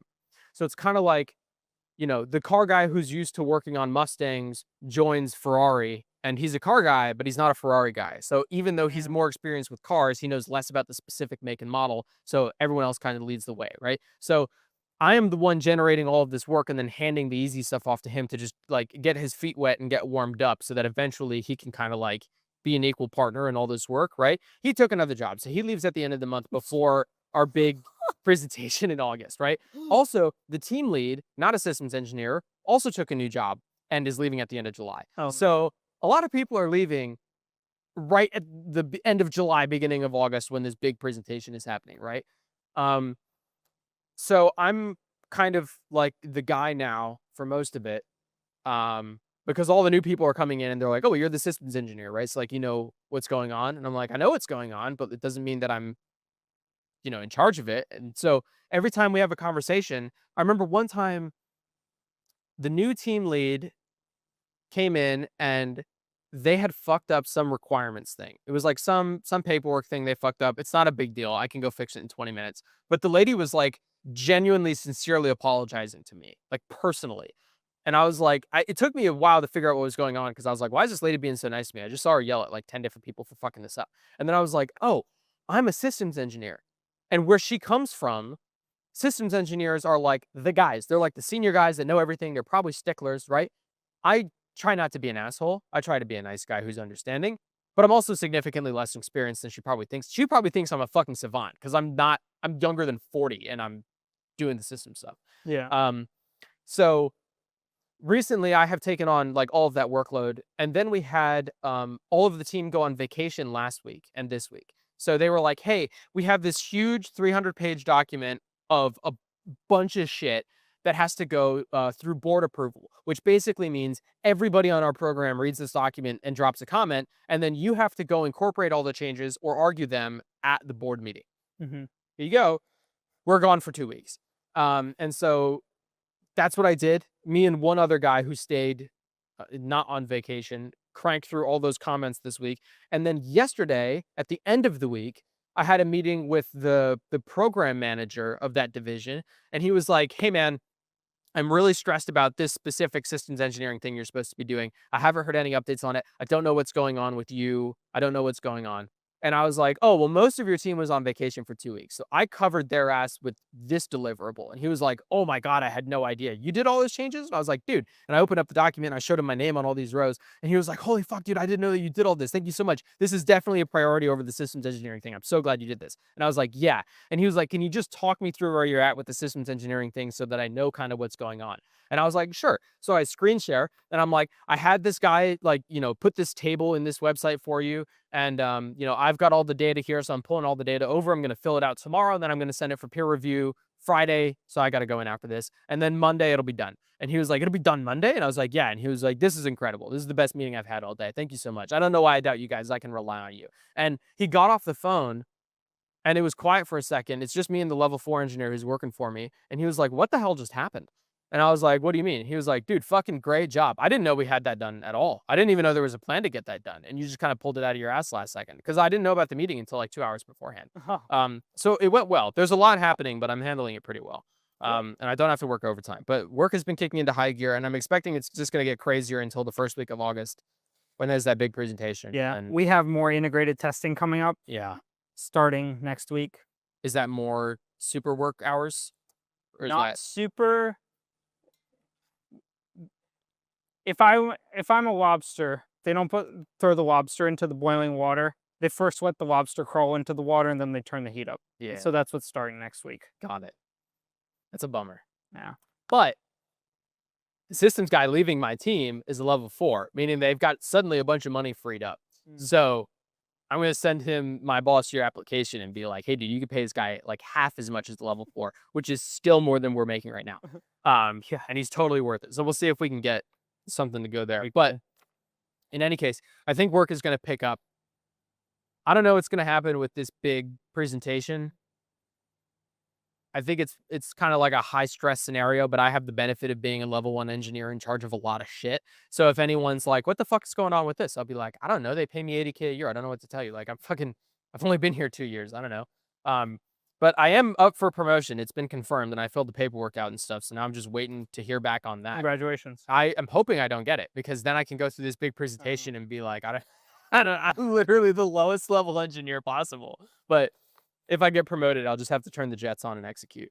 Um, so that's my work life update. My life update is that the Lexus has been running very well, and the Camaro has been running very well until Tuesday this week when I drove to work early in the rain because I'm a dedicated employee, and showed up, ran just fine. And then I went to leave that afternoon. Car started strong. ABS light is on, which is weird. AC won't blow, which is weird, but I can live without both of those. That's fine. And then the engine starts to overheat because the water pump isn't working. The water pump is electrical. So there's some type of electrical issue in there now, right? Okay, I'll let the car dry out for a day, see if it gets better. Let it dry out. Didn't happen. Pulled all the relays and fuses. Went to your place, tested all of them. They all worked. Went back, sprayed electrical cleaner everywhere, cleaned it up, put all the fuses and relays back in, started the car, no change, swapped the relays out for your nice Bosch one. Didn't work. I accidentally left that at home. I was going to bring that to you today. I'll bring it when I return the Miata. It's not a rush. Yeah. Camaro, it's fucking not working, right? Okay. Shit. So the Lexus is getting tinted today. Hooray. And my sunshade is supposed to get here today. Hooray. Both great things, right? But that means that my nice new car that's super reliable, so I'll never have to borrow a car again, is down, while the unreliable car is also down. So I'm borrowing your Miata. Thank you very much. No problem. It's been quite enjoyable. Yeah. But I'm excited to get it back to you so that you don't have to deal with the BMW anymore. So when we pick up the Lexus this afternoon, the first thing that Grace and I are going to do is go return the Miata for you. Cool. So you can have that back. But I am super appreciative of you, A, letting me use it and then B, testing the relays and stuff for me, and No C, problem. the big ask of my life update, which is now that the Camaro isn't working this weekend, amongst all the other real estate stuff, I'm going to do a lot of reading about how this electric water pump is wired. My dad told me yesterday he thinks it's just directly wired to the battery with an inline fuse. Okay. I don't know anything about that, but he was like, It's possible. hook up 12 volts to it directly and see if it turns on. That's what I don't want to do until I understand the amperage. That's cool. Works. I don't know what Because that is. I don't amperage is like essentially the rate at which the voltage flows. Got it. So like voltage would be how much pressure you have going through the water hose. And Okay. then amperage would be how big of a spout at the end of the hose do you have. So do you have a A massive nozzle. hose with 120 psi going through it, or a little hose with 120 psi going through it?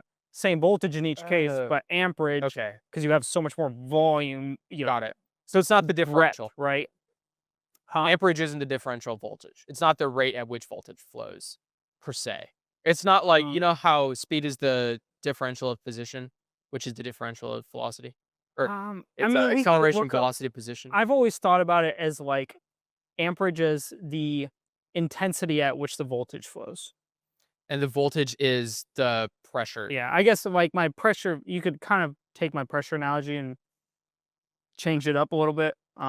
I thought of that on the fly, trying to think back to like sophomore year of college, but I got one. Do you remember the course we took? It was like Intro to Electronic Circuits or something like that, right? yeah, There's with only the wheat bridge circuits and all that crap, and there's yeah, one thing I remember from that whole course, and it was the professor saying resistors can emit light, but only once. That's all I remember from the whole course. So I'm gonna do some reading. I'm gonna try to figure out what the wiring diagrams look like this week. I took a bunch of pictures when I cleaned the fuse box, so we have those to go off of at least. yeah. But the plan, I if just don't want to shock that water pump with a ton of Yeah. amperage, even if it's at 12 volts. If I flow a ton of amperage and power through that at 12 volts, like I don't want to shock that pump if I don't know the specifications for what it's supposed to run at. Yeah. Because then what happens is I go to test it and I go, oh, it doesn't work, but it could have very well worked before I just fried it, Mhm. right? And Yeah, so, exactly. yeah, Well, and what's also concerning to me is that even if I do have a bad water pump, what's the deal with the ABS and blower? yeah. Because I can hear the AC move across the expansion valve when I turn the AC on and off. So I know it's just the blower that's not working, which indicates to me that there's an underlying electrical issue somewhere. Is it bad ground or an auxiliary power or something? I don't know anything about the circuits. So Yeah. I'm going to read into that next week. If I can't figure anything out, then I'm going to limp it from the classified lot to the unclassified lot where you can come in and help me get the water pump working so we can limp it to your place where I can rip it apart and figure out what's going on. Yeah. So that's the Camaro update. Fortunately, we get the Lexus back today. And once the Lexus is back in our hands, it means we have a ride everywhere we need to go whenever we want. So I'm excited to get the True. Lexus back. Yeah, that's my life update. Nice. So that's the business and life part done. Are you ready for the actual podcast? I am. All right. I think we're gonna hop back in the car to read a little intro about the American Muscle Car Museum. We do it every time we film here. Now, I thought we were just gonna get like one or two specials here, but it's becoming a more like routine thing, which is pretty cool. But I like to give them a hard plug every time we do it. So let's hop back in the car. Let's do it. The American Muscle Car Museum in Melbourne, Florida, is a privately owned by Mark Prylock, an entrepreneur whose passion for motorsport has manifested in one of the most incredible car collections we've ever seen. Mark grew up in Massachusetts, just like Sander, and pursued a career in the pharmaceutical industry, not like Sander. He started his own business in the pet pharmaceutical industry, helping pets worldwide, before using his resulting fortune to help Melbourne pets by founding 3 Prylock dog parks in our area.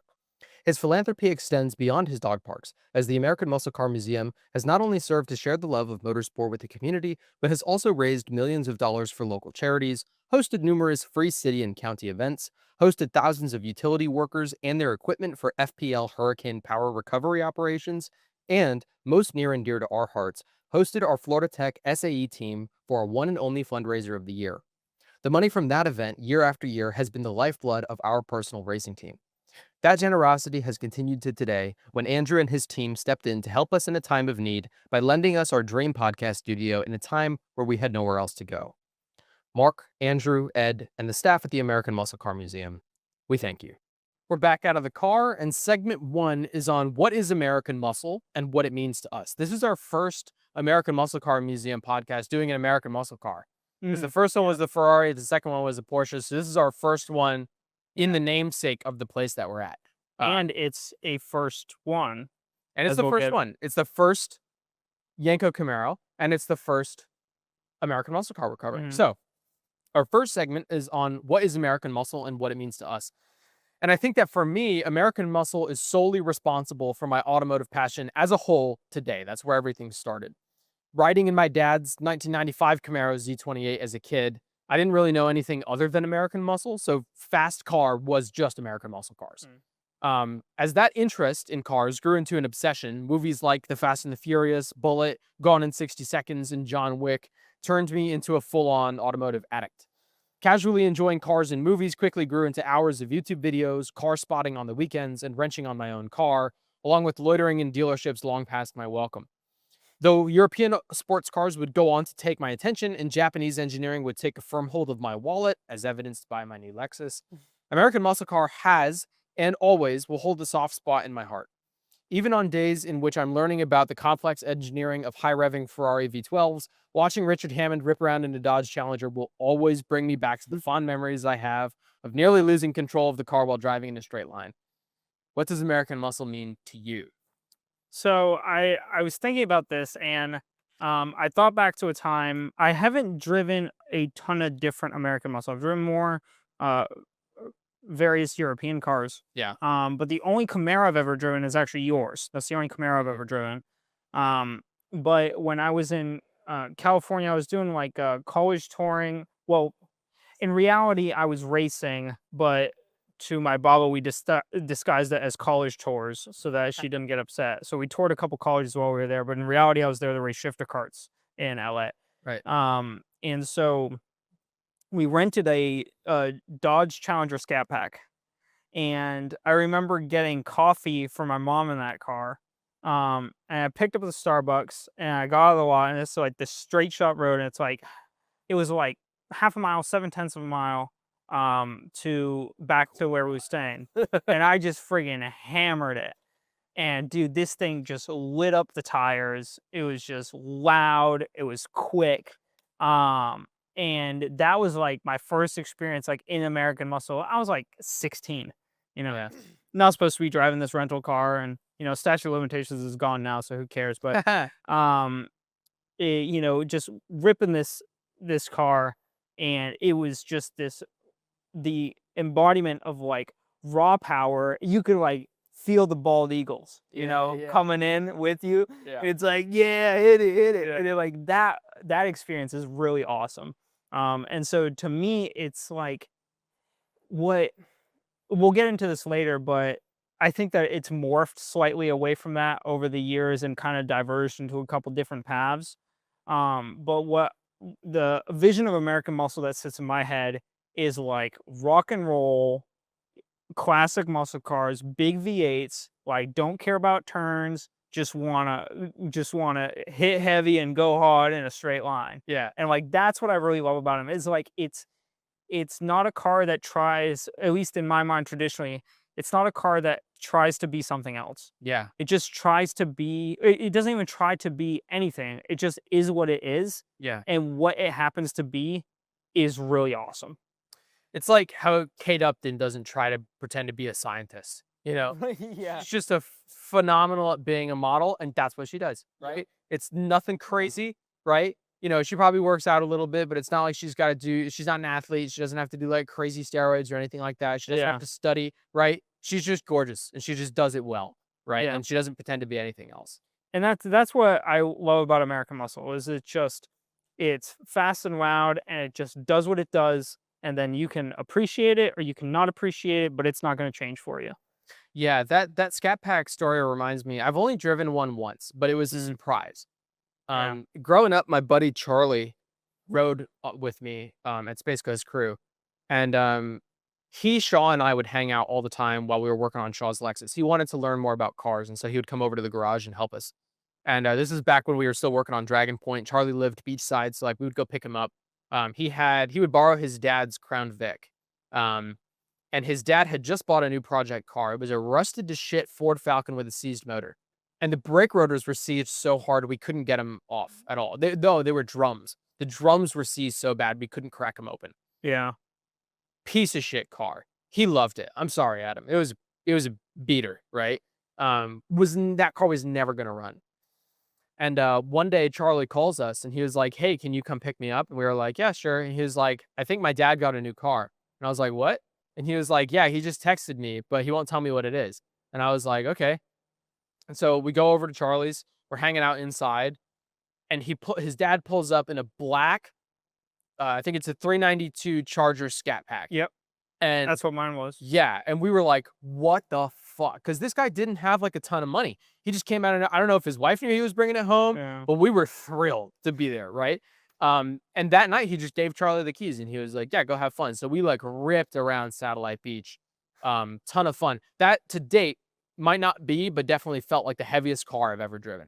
Enormous, right? Yeah. Big wheelbase, But they move. a lot of body roll, but holy shit, dude. The thing is, the suspension was stiffer than I thought it would be. I thought the whole thing would squat back when you got on the throttle, but it was a little bit stiffer than I expected it to be. But yeah, dude, like traction control off, you can get the tires to spin pretty much anywhere. Yeah. It was a fun car.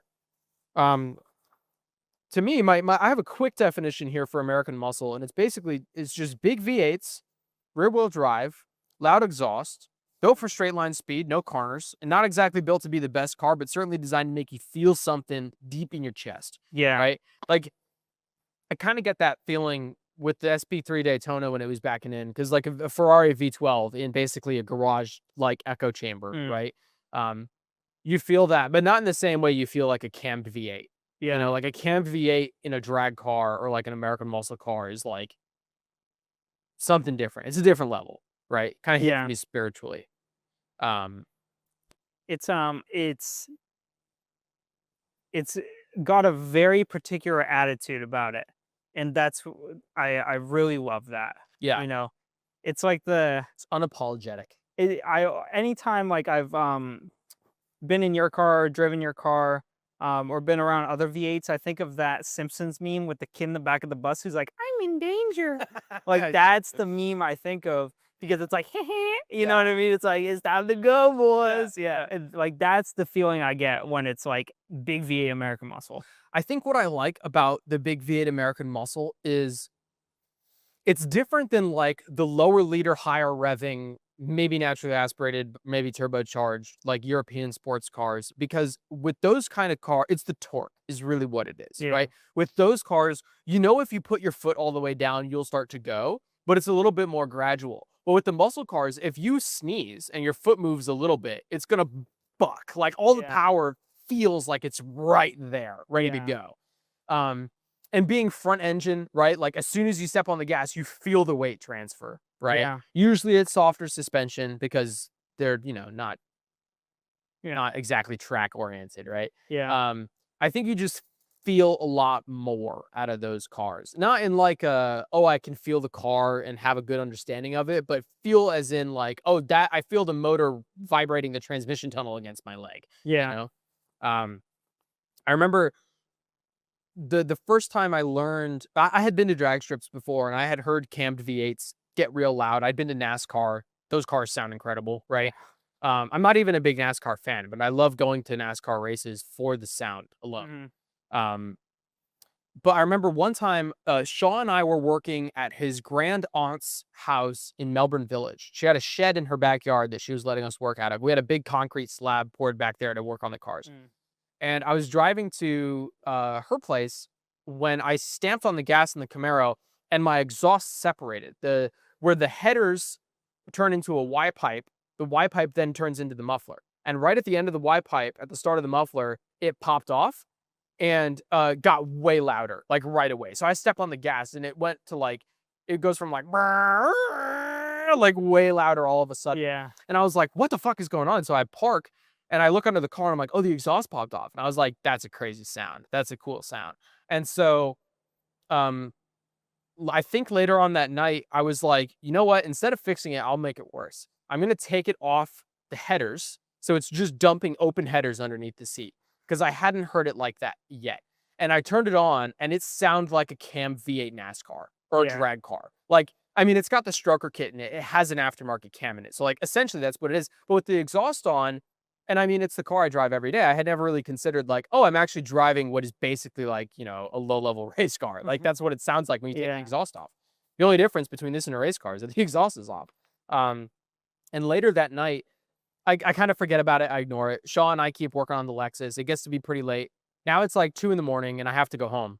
And like we're packing up stuff and then I go, oh shit, my exhaust is still off the car. And it's a tight neighborhood in Melbourne Village. It's older community. They don't like the noise we're making. We've already had noise complaints called on us for using power tools and shit in the middle of the night. Call in, the guy next door has threatened to sue. Like, we've already been a nuisance, right? And he's like, you cannot take your car home this way. You can't do it. And I was like, I mean, yeah, but it's late and I don't want to put the exhaust back on. I think it sounds cool. And he was like, you cannot do this. I have a video of it. I want to insert it here. I'm going to write the timestamp down because I have a video of me talking to Shaw about it. And he was like, leaving without your exhaust on ain't the best option. It's fucking very late and your car sounds like the fucking space shuttle. And from then on, I started referring to my car as the space shuttle. Without the exhaust on ain't the best option. I forgot to fix my car earlier. Now it's late. Very fucking late. We have to fix my car still. I want to put it on ramps because it's on pavers currently, and it's not good to jack your car up on pavers. But Shaw thinks that it's too late for that. I think you're making a wrong decision. You're gonna fuck the entire situation. What? What's wrong with me starting my car right? Your car sounds like the fucking space shuttle launching with no exhaust on it. And it is late o'clock. Because when you take the headers out and it dumps like that, you've driven the car that way. Yeah. It feels like you're in the space shuttle and it sounds like a rocket launch when you're 2 or 3 streets over. And yeah, dude, like that, I just love that car so much. Yeah, it is a very cool car. It's interesting because I love driving the Miata, right? I love driving the Miata. So like every time the Camaro breaks down, I'm sad, but it's not that bad because sometimes I get to drive the. So now when the Camaro breaks down, I'm like, fuck. And then I go, well, Miata. sorry, because I love the Miata. Yeah. And it's funny because I'll drive the Miata for a couple days and I enjoy every time I get in the car, I smile, right? And I go and I turn the Camaro back on. And as soon as I turn the Camaro on and I start revving it with using the throttle body port in the engine bay, I'm like, oh, this is cool. And then as soon as I get in the car and touch the gas, I'm like, oh my God, this is so cool in a totally different way. Yeah. It's like a totally different flavor of fucking awesome. Yeah. They're awesome in different ways, you know? Yes. 100%. 100%. I actually have this idea. I came up with this idea and it's poorly refined. Maybe you can help me with it. But I was thinking about different kinds of relationships, like romantic relationships, because there's like hot and heavy, like you meet her at a wedding and you like dance together and like everyone else is falling in love, but like you just want to fuck and you're drunk and like it's like sparks fly and then you have a rocky relationship and like the highs are really high and the lows are really low, like the Notebook relationship, right? Yeah.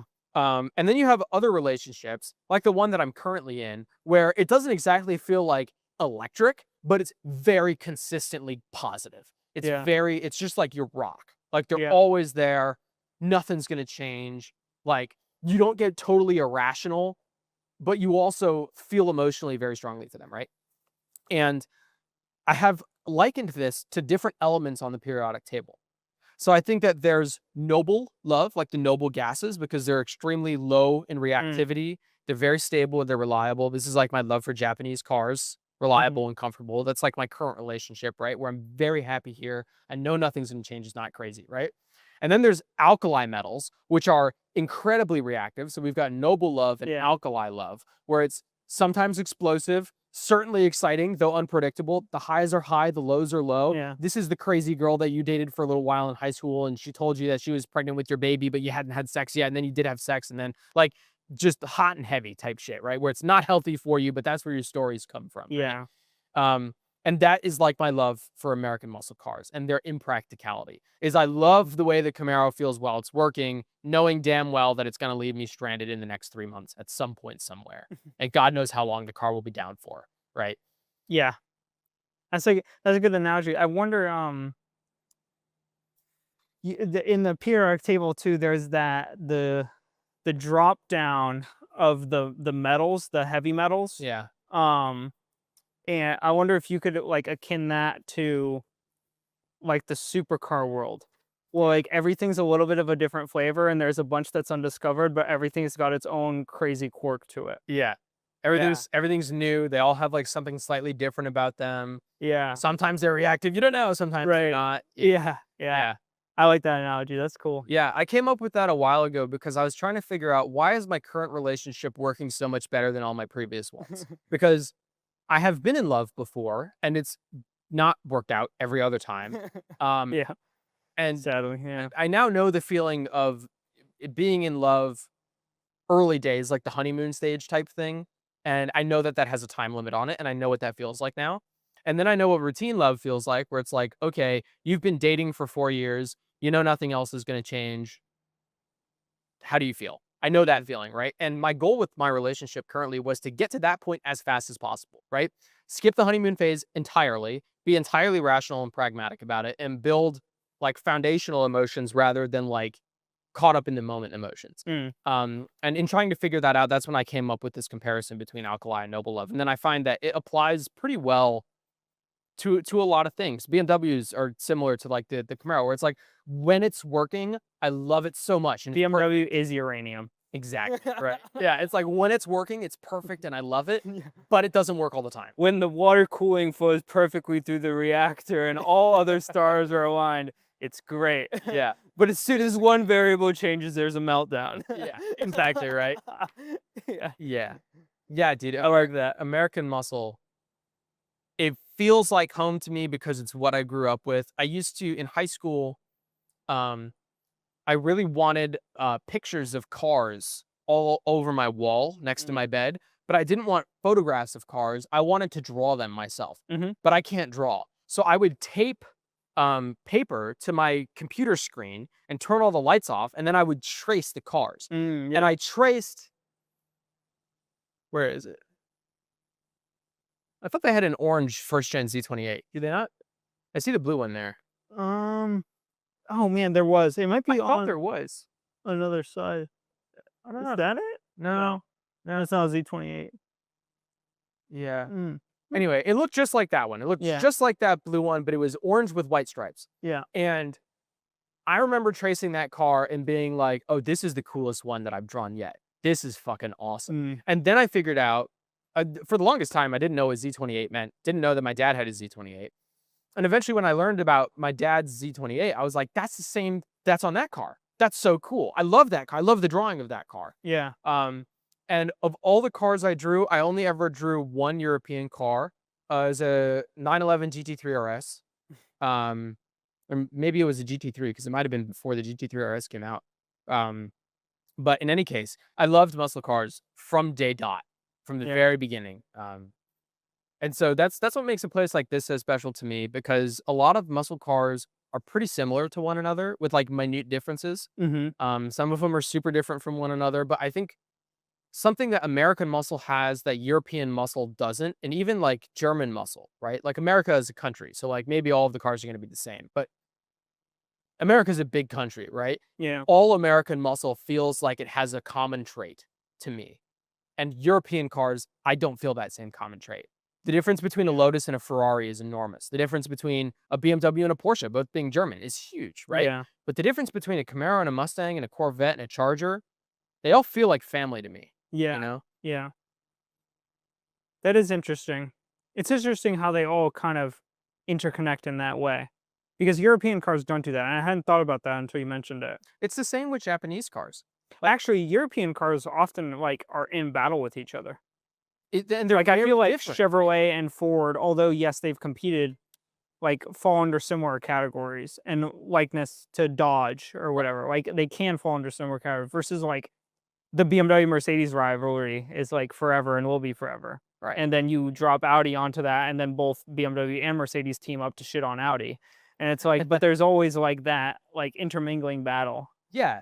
And Porsche's in the background, knowing that's better than all of them, and just kind of Well, there's no other car like a Porsche. Like, what other cars are similar to Porsche? Like, a Lotus is probably as close as you can get, but even then, it's way different. But it's, right? yeah, it's such a different car. It's Yeah. such a different beast entirely. Yeah. But then you compare a modern Mustang with a modern Camaro. I mean, the Camaro's gone, but like a 2020 Mustang and a 2020 Camaro, they're largely the same. Yeah. I got to drive Shaw's 2016 V6 Camaro, and that has more pickup than I thought it would.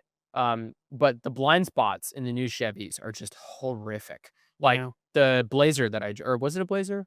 What did I drive when I was on work travel? Thought it was a Blazer. I think it was a Blazer. Terrible blind spots. Yeah. Horrific blind spots. Miata's got a blind spot right now, but it's just because the side view mirror. Yeah, Is side it view mirror fell off. Dude, that got me. I started driving and I check my mirrors chronically all the Yeah. time, right? And I check my left one, no problem. Check my rear one, no problem. And then I go to turn lane, so I turn the turn signal on, and I look at the side view mirror, and I'm like, huh. Because for 1 second, my brain was trying to process, what the fuck is that in my rearview mirror? And then it was like, oh, that is the rearview mirror. And I just kept turning my head and looked over my shoulder, and I was like, okay, I'm clear to change lanes. Yeah, It's yeah. funny. It'll get you at night sometimes because you'll go to look at it and you're like, oh, it's all dark, no headlights. Oh, man. But it's dark because Yeah. there's no mirror Yeah, there, and That's it's just funny. a black slate. that's funny. Well, like that's caught me a couple times where I've looked at it and been like, oh yeah, no headlights. And then I'm like, wait, I have no mirror Hang to on. see headlights. yeah, Yeah. yeah. Fortunately, I'm driving super careful, so I always go over my shoulder now. And I have yet to drive it with the top up. That's not true. It rained yesterday. I actually got caught out in the rain a little bit. It was sprinkling, but you know how when it's sprinkling, you can drive fast enough that the rain doesn't get in the car? It was doing that until it started to rain hard enough that it was starting to get in the car. And so I was like, fuck. So I pulled over under a tree and like quick got to throw the top up. Oh man, I was driving home one night in the Miata and it started torrential summer downpouring rain. And I was on the highway and I had the top down. And I was like, I have two options. I either stop and get soaked trying to put the top up, or I accelerate. Yeah. And so I just pinned it, and I went like 90 all the way down from Cocoa to Melbourne on the highway just through the rain. I was like, At 6,000 RPM. yeah. I had to take a little bit of highway to get here today, and I haven't driven it on the highway really because I took Wickham down from your place the other day, and I was on the highway in fifth going like 75 at like 3,000 RPM, and I was like, this is way higher than I expect. Where's the next gear? This is only Yeah, I know. yeah. Yeah. And then it makes me think about these cars with 4 speeds, or the original like had 3 Three on the speeds. tree. Yeah, Yeah. which is crazy to me. Yeah. Long gears too. Yeah, but yeah, I mean that's most of the bullet points I have here. You know, I just have a love for American muscle. I don't think it's strong enough for me to own a ton of them. If I had the money that Mark did, I don't know if I would own as many as are in here, because I have as much passion as I have for like say the second gen Camaro. I'm happy with only 2 of them, right? I don't need all the different variants. He's got 4 of the blue Corvette ZR1s. One is blue on white. They're all blue with a white stripe, right? 2 of them are the base model. They don't have the ZR1 red stripes. And then 2 of them are the ZR1s with the red stripes. And he's got a convertible and a hard top of each of them. So he's got 4 of the same spec Corvette. I don't need all that, right? And I certainly don't need all that of all the other cars. And I've got some cool info in the next segment about like the cars that are in this building with us. That like actually kind of blew my mind. But I think that I don't have that level of obsession with muscle cars where I'd want all this. You know, like I don't know, if you had all the money in the world, I know you don't want a big car collection, but like how many of them in your hypothetical collection would be American muscle? Probably about 2. And they'd be like really niche older stuff. Yeah, It would be like GT350, you know, those are cool. or like a race heritage GT350, and then like some odd thing like that weird Yenko station wagon down there, like that weird little Is it got one of the station wagons? is it that green car? That car's a wagon down there. I don't know if it's a Yenko, but it like something weird like that. Like it would be like a couple weird things that are like super niche, but like kind of fun and quirky and cool. Yeah. But like I would want like one big V8 car, maybe 3, because like something like from like 90s, Yeah. you know, early 2000s. dude, But Shaw and I were in the market for a car. The Lexus, we were waiting on something for the Lexus, so like we couldn't keep building it. And so we were in college at the time. So like Shaw would go to work and then go to college, and then we would spend all his money that he earned that day on car stuff, right? So we were in the market for a new car. This is when we were doing the YouTube channel, so like it's for content, right? And we were trying to figure out what to get. And we were bouncing around with all these different ideas. For a while, we were looking at getting a boat, but then his parents decided to buy a new boat, and we were like, well, we'll just use that one. But I found an Eldorado. yeah, Huge. This is the longest car I've ever seen in my entire life, right? You got to walk for 5 minutes to get from the front to back. and another 5 minutes to get from the left side to the right side because it's a wide car too. Yeah. And it was a convertible. So like a true land yacht, right? Yeah. I would love to have a car like that. Yeah. Like a big fucking audacious, like the seats are basically a couch, right? There's so much slop in the steering wheel that like you've got to basically do a full rotation to just like get a little bit of lock on, right? I would love to have one of those just for like weekend cruises when the weather's nice out. Yeah. Yeah. But apart from that, I grew up really loving the Chevy Chevelles. I think 57 Bel Air. No, Oh, the Chevelles. Sorry. Chevelles, yeah. I think they must have been in the Fast and Furious movies. I think that's where I got it. Because the big one from Fast and Furious is the Charger, right? With the supercharger coming out the front. Yeah. The black Dodge Charger with the I supercharger. think so. There must have been another car in there somewhere because I loved this car growing up. It's a red Chevelle with white stripes. I can't believe I don't remember where this car is from, but I loved that car growing up. Really wanted one. That to me is like classic muscle car, right? Mhm. I remember one of the characters from Supernatural had a 69 Impala that was also like in the show he was like, "Oh, this is my baby. Like I love this car." Um and I mean it's a fucking sick car. I've wanted one of those for a while too. Um but yeah, man, dude, there's just so many that I'm trying to roll through my head right now. I don't know which ones I would pick if I had the choice. Because Yeah. there's just a bunch of them. I just don't feel the need to have a lot of them. And I feel like the reason I don't feel a need to have a lot of them is because a lot of them are so similar. Like the difference between that Chevelle and Impala, they're pretty similar. Similar wheelbase, similar power, right? They're both Chevys, so they probably have the same powertrain. It's just a styling thing. And with European cars, something that I appreciate about European cars is they're also different. Mm. Like every bit of handling characteristics about an Audi is different to a Mercedes, different to a Porsche, different to a Lotus, right? Yeah. Um, that's what I appreciate about European cars over American cars. Yeah. Yeah. That is definitely a big difference. Yeah. For sure. Yeah. Oh, C6 or C5 Corvette would be sick. Yeah. I test drove a C5 Corvette before I bought my dad's Camaro. Mm. Um, I was not impressed with it, but it had mods done to it. So I'd like to drive a stock one eventually. Yeah. I drove a C6 one around a parking lot once. So I don't really have a good understanding of how that drives. Yeah. Actually, the other day I was thinking, I'm constantly calling into question how well I know a car drives because when I watch car YouTubers review cars, they're like, "Oh, it's so stiff and so responsive, and I just love it so much." And then I go, "Yeah, but you don't know how to race cars. So like, do you actually know what you're talking about? You've driven a lot of cars, but like, do you actually know what you're talking about? Do Yeah. you race? Probably not, right?" I have Sander, and Sander knows everything, and so I just parrot what Sander says. And so I constantly call into question, like, do I actually know how cars feel? Mm. And I think I have like a decent amateur understanding of it. Only gets solved with seat time.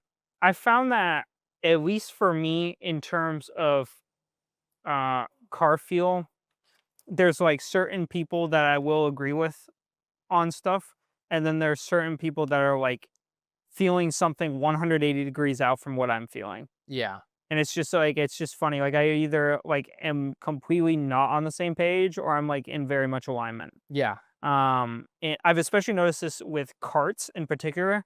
Like I've learned now at this point when someone tells me there's a good cart that does X, Y, and Z, there's like an 85% chance that I get in that cart and it does none of that and it's dog shit.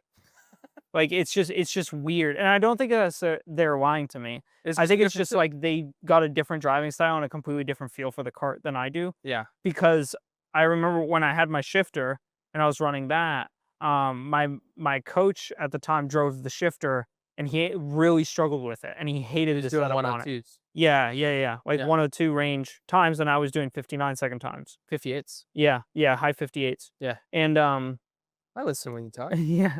And it was just a big discrepancy there. And I think it's just because like I just had a very different driving style to what he did. Yeah. And my setup didn't mesh with what his setup was. Yeah. Yeah, exactly. And everybody has the sickness of I'm a better driver than I really am. Right. Yeah. And it got me thinking, I was like, it's actually I used to think that it was a real tragedy that Paul Walker died in the Carrera GT. Because he's a car guy and he knew what he was doing. And so like there must have been an extraneous circumstance. And the more I learn about racing, the more I think, oh no, he probably just it got away from him, right? He wasn't trained. He wasn't a racing driver. He drove a lot of cars, but it doesn't mean that he's a racing driver, right? Doug DeMuro doesn't set lap records or anything, right? But he's driven more cars than I ever will, right? Yeah. So just because you have seat time doesn't necessarily mean you have feel, because you have to be taught as well. And that makes it even more sad for me to know that Paul Walker passed in that car, because he didn't even know that he was doing anything wrong. Well, he wasn't driving too, which I think makes it harder. Was really? Yeah, I thought he was driving. passenger. His friend was taking him out. Shit, dude. Yeah. Man, that's even But, worse. I mean, even so, like, his friend was probably confident, and, yeah. Paul Walker, who knows, but could have been egging him on to go quicker or whatever, right? Like, having confidence in the mechanics, but not understanding the surroundings and the unpredictability of the road conditions could be a fault of both. Yeah. We don't know. We'll Yeah. never know. Or But maybe Paul Walker has way more experience than I thought he did. Maybe he was Maybe. experienced and he just trusted his, but maybe it's you and me going down Rockledge Drive while I was driving the Camaro, which you never should have done. That was so unsafe of you. What a terrible decision. yeah, I'm pretty sure he was passenger Yeah. in that vehicle to his friend. That's the story I recall, but the internet will definitely correct me either way. So No one correct watched. me or No one watched. support my cause, I guess. I don't know. I got you. I don't know. It's you get the values from it that you can, right? And the value that I get from that is you should always be more reserved than you think you are, right? So it's like when I drive cars, I'm very cognizant that I do not push the Camaro anywhere near its limits, because I know that I'm not going to be able to catch a slide. I've spun in it before, right? I know if it crashes, A, it's sentimental to me. B, I'm not on a track. It's more dangerous to drive your car fast on a road than a track, because there's no runoff at all, even if you're at lower speeds. Because you can hit a curb going 20 miles an hour and fuck your shit. That's what happened to the Firebird. I wasn't going more than 20 miles an hour and I snapped an axle, right? So yeah, always try to drive more reserved. And I feel part of the muscle car experience is throwing caution to the wind and thinking you're faster than you are. Because all you got to do is keep the car in a straight line. And that makes people feel very skilled, right? Yeah. Well, that's why you have so many Mustang accidents. Right, because most people aren't skilled, right? They start to slide and they get out of the throttle way too quick, right? Yeah. And they snap around.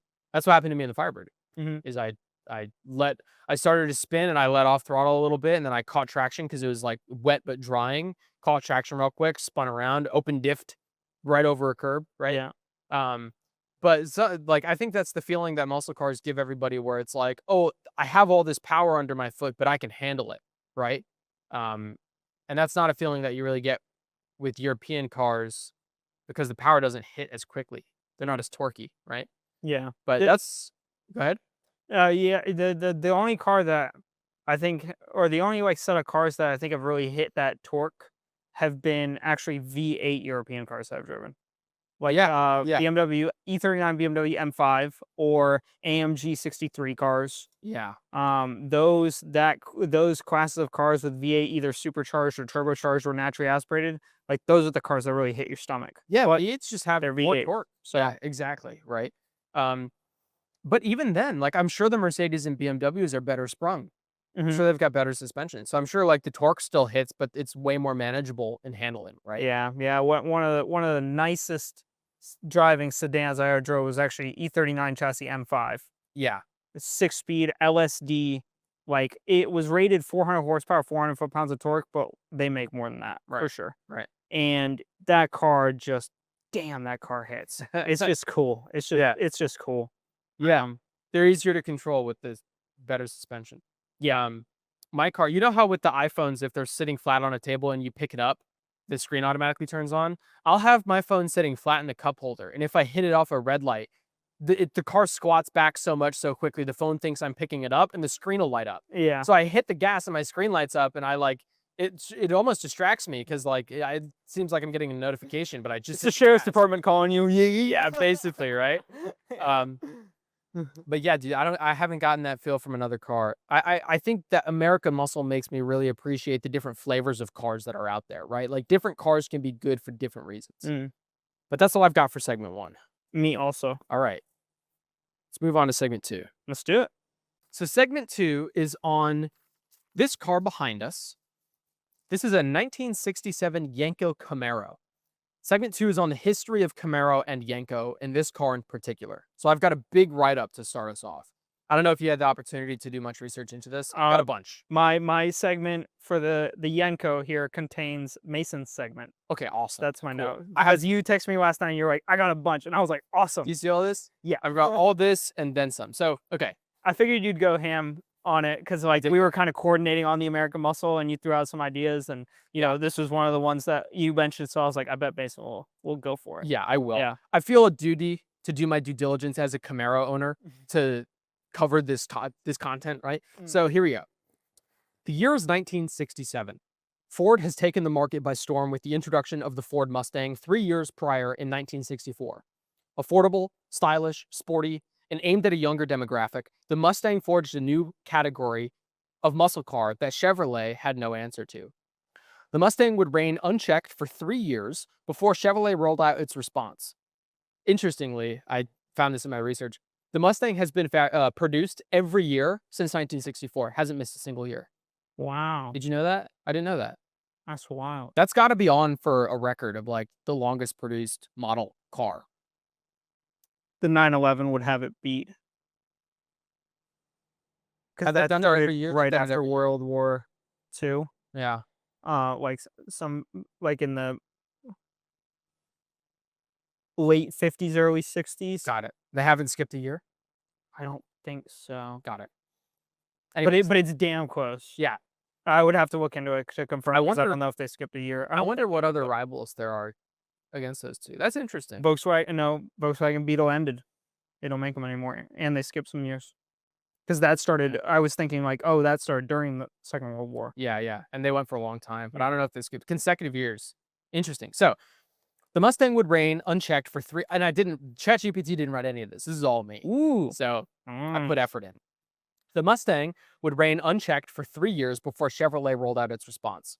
The Chevrolet Camaro, derived from the French word camarade, I don't know if I'm saying that right, meaning friend or comrade, was meant to be a true companion to you, the driver, and a fierce competitor to the Ford Mustang. The 1966 Mustang offered a 289 cubic inch V8 engine with 271 horsepower, transferred through a 4-speed manual. The Camaro responded with VIN number 1, powered by a 230 cubic inch inline 6-cylinder, making 140 horsepower with a 3-speed manual. Needless to say, the first of the Camaros didn't set the world alight, but the first generation Camaro didn't only offer an inline 6 variant. They also offered a 350 cubic inch small block V8, sitting at a competitive 290 horsepower, transferred through a 4-speed manual, similar to the Mustang. Though an impressive response to the standard Mustang of the day, Ford was quick to introduce higher performance models in 1967, the year this car came out, with the GT350 and GT500 boasting the first of the Ford big block V8s. 428 cubic inches gave the GT500 320 horsepower, substantially more than the brand new Camaro with 290 horsepower. This is a perfect representation of the back and forth fight for performance that would go on to define the era of American muscle cars. Unsatisfied with the factory offering from Chevrolet, Don Yenko, a Chevy dealer by day and road racer by night, began ordering Camaro SSs, so the standard V8s with the 396 cubic engines, and began swapping the engines with the larger and more powerful 427 cubic inch engines found in Corvettes. What Don Yenko was offering out of his dealership wasn't just a modified car, it was a factory-looking street demon making over 425 horsepower, complete with racing stripes, stiffer suspension, upgraded cooling system, the works. So that's 425 horsepower to the GT500's 320. That's a 100 power bump. 100 horsepower bump. Yeah. 105 horsepower bump, even better. The system Dom used to order the Corvette engines was actually a Chevrolet system called the Central Office Production Order System, originally designed for special use vehicles like taxis, police cars, fleet vans, stuff outside the normal catalog. Dan would order the high-performance parts from the factory. Dan would order high-performance parts from the factory. Am I reading this wrong? Hang on. Don would order high-performance parts the factory normally wouldn't offer, and install the parts himself at his dealerships. This system would quickly be embraced by Chevy in 1969, leading to the legendary Copo 427 Camaros. This would be carried on for the years to come, eventually leading to the 2022 Copo Camaro, which holds the largest engine Chevrolet has ever put in a Camaro, sitting at 572 cubic inches or 9.2 liters. The car is strictly built for drag racing and thus not street legal, but it's estimated to make around 600 horsepower naturally aspirated, providing scientifically that there is truly no replacement for displacement. I think that's the write-up that I have here. Yeah. Yeah, and I was peeking around you a little bit. There's some Copo Camaros along this line here too. Yep. Which is sick. So Copo, you could get a Copo Camaro, you could get a Copo Chevelle, you could get a Copo Nova.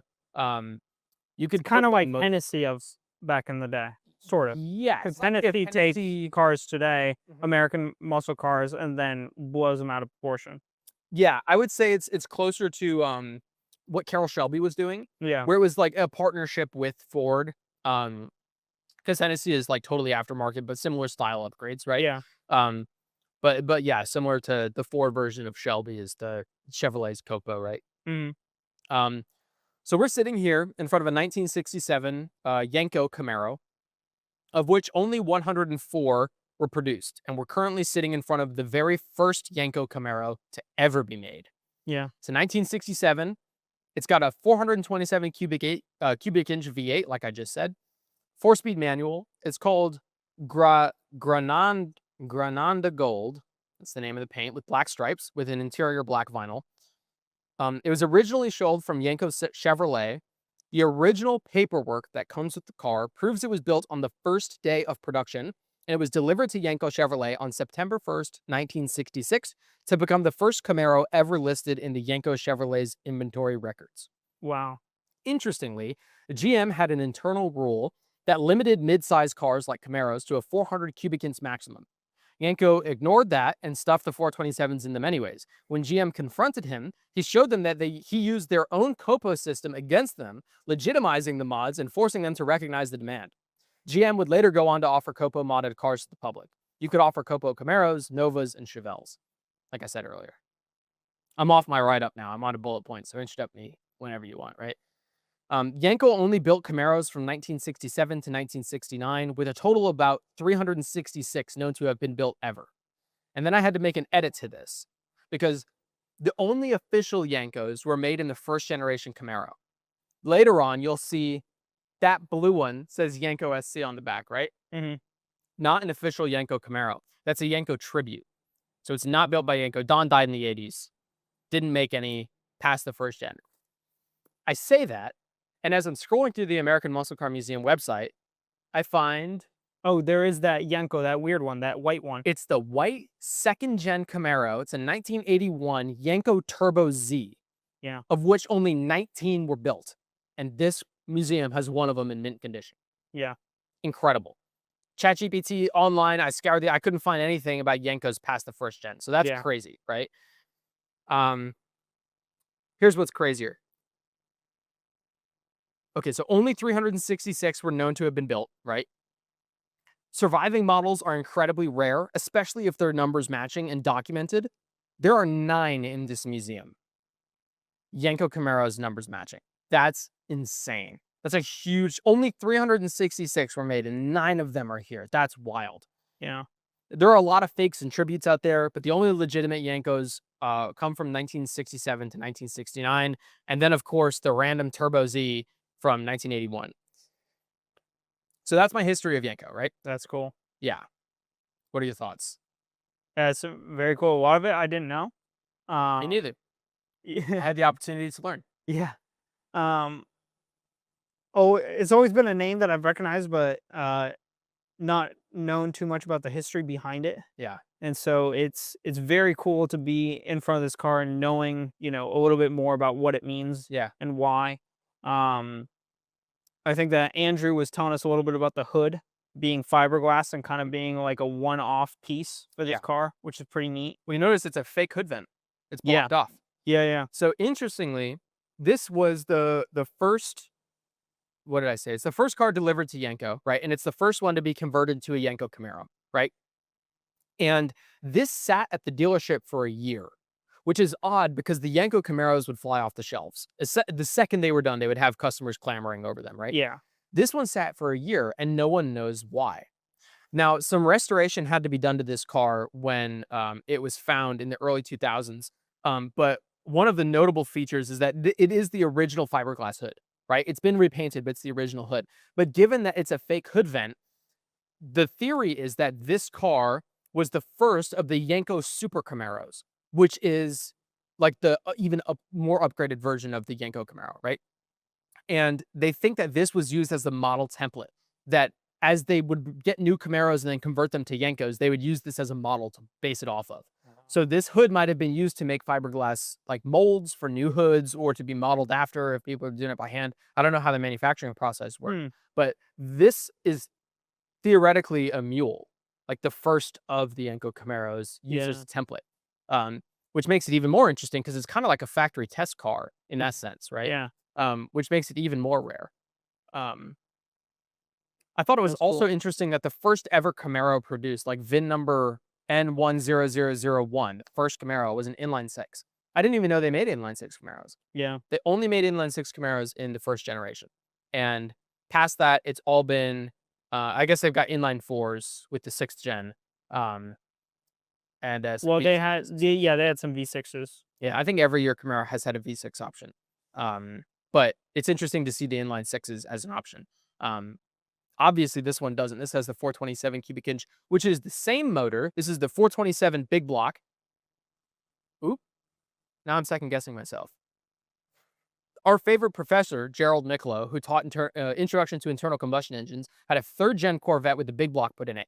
I wanted to say it was the 427. I'm now thinking it's the 454 big block. I think it was a 454. I think it was the 454. Yeah. But great example of the 454 also came from a Corvette, right? Yeah. And so it's a great example of swapping the more powerful stuff from the Corvettes into the Camaros. And I think this specific car holds some cultural significance because, you know, the Mustang introduced the world to a new type of muscle car that was more attainable, right? Because the Corvettes and the Chevelles were way more expensive, right? Like the general person couldn't afford them, right? The Corvettes only had 2 seats, right? But the Mustang was more affordable. It was targeted to a younger audience, and it had a lot of power for the wheelbase and the weight, right? Yeah. So it's kind of like a different class of car. And so when Camaro responded with a car that was maybe on terms with the base model Mustang, but not much better, and then the Mustang came out with the GT500 in the same year, it kind of overshadowed the base model Camaro when it came out. Yeah. And of course, they would go on to develop the Z28s and 1LEs and stuff later on. But this specific car, to me, shows that Camaro got a little bit of a kick in the ass to say, like, oh, no, we have to do better than the competitors. We can't just meet them. We have to do better. Yeah. And so then in Camaro doing a little bit better than the GT500 with the Yenko, then Mustang stepped it up, and then Dodge entered the mix, right, and back and forth. And then the horsepower wars of the classic 60s and 70s American muscle cars kind of kicked in. Yeah. And that was a really integral part of internal combustion engines with Miklo, because all that was just engine design, right? The introduction of the Hemi engine and changing the flow pattern of the exhaust headers and stuff. Yeah, it sparked a ton of innovation between the different manufacturers. You know, and a lot of cutting edge work and like you said, flow path design and, you know, trying to optimize valve size and valve lift and you know, all this stuff. It really changed the game a lot. And then you know, the oil crisis hit and, you know, everything kind of hit the fan a little bit for all the manufacturers. Do you know anything more about the oil crisis? Because that was in the 80s, right? And like all the cars got hit. It started in the mid 70s and then ran into the 80s. Essentially, I don't exactly recall why it happened. I believe it was due to trade agreements between the Middle East and the United States and that intermingling. But essentially, gas became really expensive, and Japan was offering super fuel efficient vehicles, and the United States couldn't compete. Right. Because they didn't know how to build a tiny 4-cylinder engine or 3-cylinder engine that would compete. And so Japan kind of started taking over the market, and so the U.S. manufacturers kind of scrambled to downsize. Right. And so they tried to, you know, keep the spirit alive of muscle cars and motors that made 130 horsepower, 140 horsepower, and it didn't work. So there was a long period of time where kind of American manufacturers all scrambled to make something that could compete with the Japanese market, and then prices on gas reduced, and slowly the displacement of the motors climbed up, and we're kind of sitting there today where a lot of the the motors are, or out of the stuff that's still gas, a lot of those cars have bigger V8s now, or at least offer them as an option. Right. And the efficiency technology and motor technology in general has made them more economical than they would have been in the past. Yeah.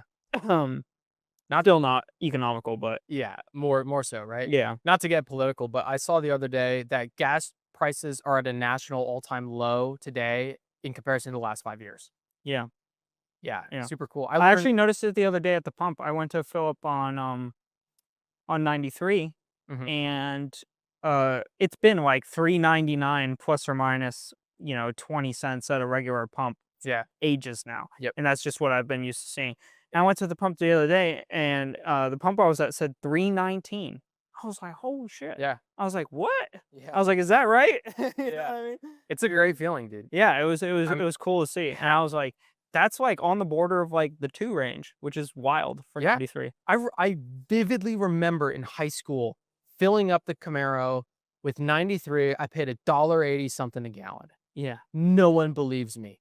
No one believes me now that in high school 6 years ago we were paying $1.80 for 93. I remember gas. even in college, like mid 2s for Yeah. 93. Yeah. Like at some pumps, if you got it like on the right day, at the Yeah. right pump. Yeah. I'm glad we're trending back down into that direction because I mean honestly, I spend like $400 in gas a month with the Camaro. So like, every cent counts.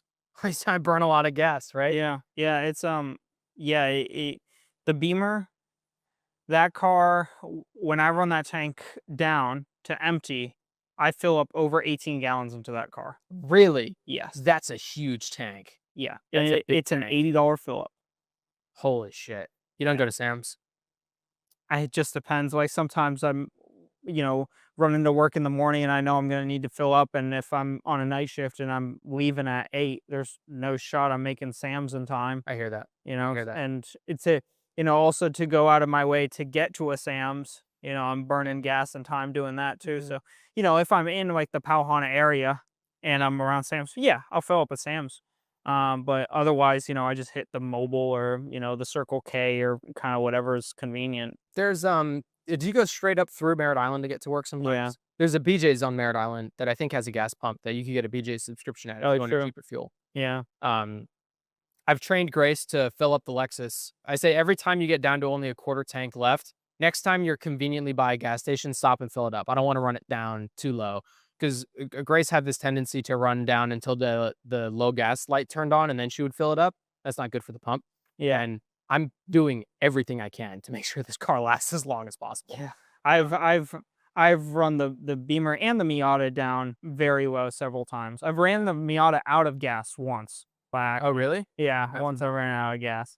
But it's it was you're in a rush and you're low in the morning and you're like, I got enough mileage to get to work and then to the pump after work, and so I'm gonna bank on it. But yeah, if I wish I had a little bit better practices. Yeah. That's like the one thing that I'll like put off because I just like don't want to go to the pump. Oh, really? I'm like, screw it. Yeah. Yeah. We're really conveniently by Sam's, and unfortunately Sam's is busy most times, but their gas pumps are open till like 9:30, so we can go later at night.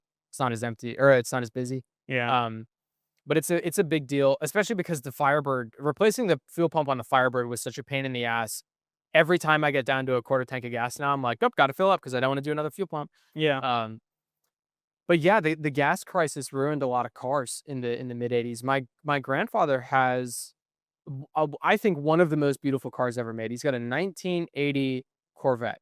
So it's the third gen Corvette, gorgeous car, right? Yeah. 165 horsepower on a good day.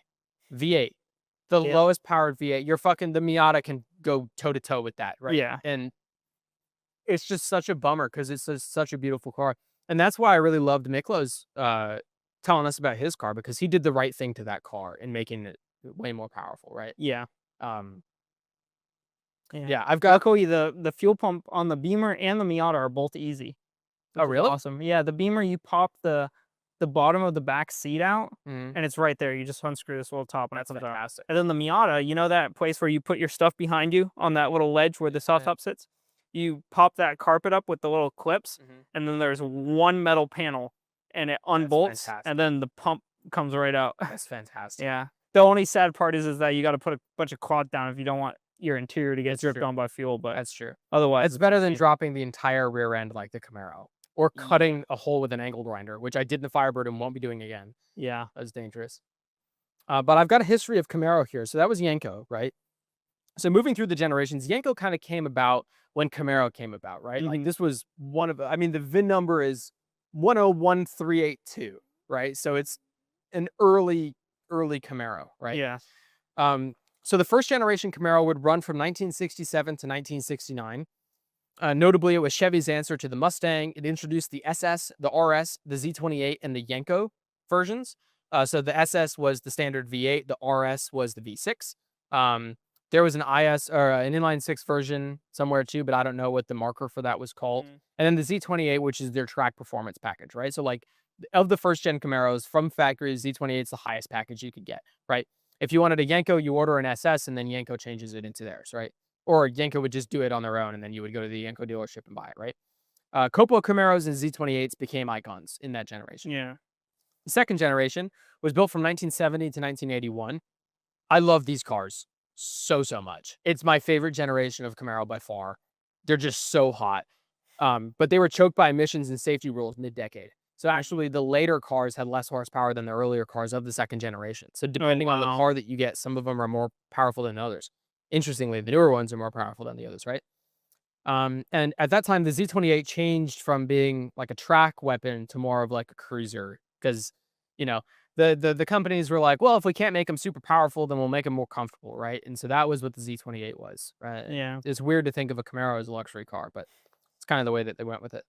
And then the later models in the second gen introduced the T-tops, which carried through to my car. And I think even some of the newer ones, the 2006 Firebirds they have in here somewhere have T-tops in them too, which is interesting because none of the Camaros built past the fourth generation had T-tops. The Catfish didn't? I thought the Catfish did. That's the fourth gen. Oh, sorry. Yeah, Catfish is fourth gen. Got it. Is that what you said? I said none of the Camaros past the fourth gen have Oh. T-tops. Oh, got it. So like Sorry. the 2012 Yeah, yeah. Transformers ones, none of those. Yeah. But what's interesting is that the 2006 Firebirds, I think they're back there, are based on a fifth generation Camaro chassis, and they have T-tops, which is interesting that none of the Camaros got T-tops because that would be cool. Yeah. So the third generation Camaro, that one right behind the camera, built from 1982 to 1992. It's got more of a boxy look. It wasn't very popular. It was the first generation with fuel injection and 5-speed manuals, those still underpowered because of the fuel crisis built throughout the 80s, right? Yeah. And although it was an unpopular look, ironically, the IROC Z, so I think that's an IROC Z, Yeah. became Or- very well known. Yeah. Is it? No, can't that's tell. that one there is a Z28. I thought they did have an IROC somewhere. It is somewhere, I think. There's just so many. I don't know. Yeah. I've definitely seen one. We'll look for it. Yeah. In any case, you know what it looks like, right? Yeah. My dad's friend, Mr. Joe, actually has a 1992, so the last year of the third generation Camaros, and he supercharged it and built it into a drag car. Oh, cool. Then my dad decided to not supercharge his, but got the 383. So when they would drag race together, Mr. Joe would always get him off the line because he's got a supercharger.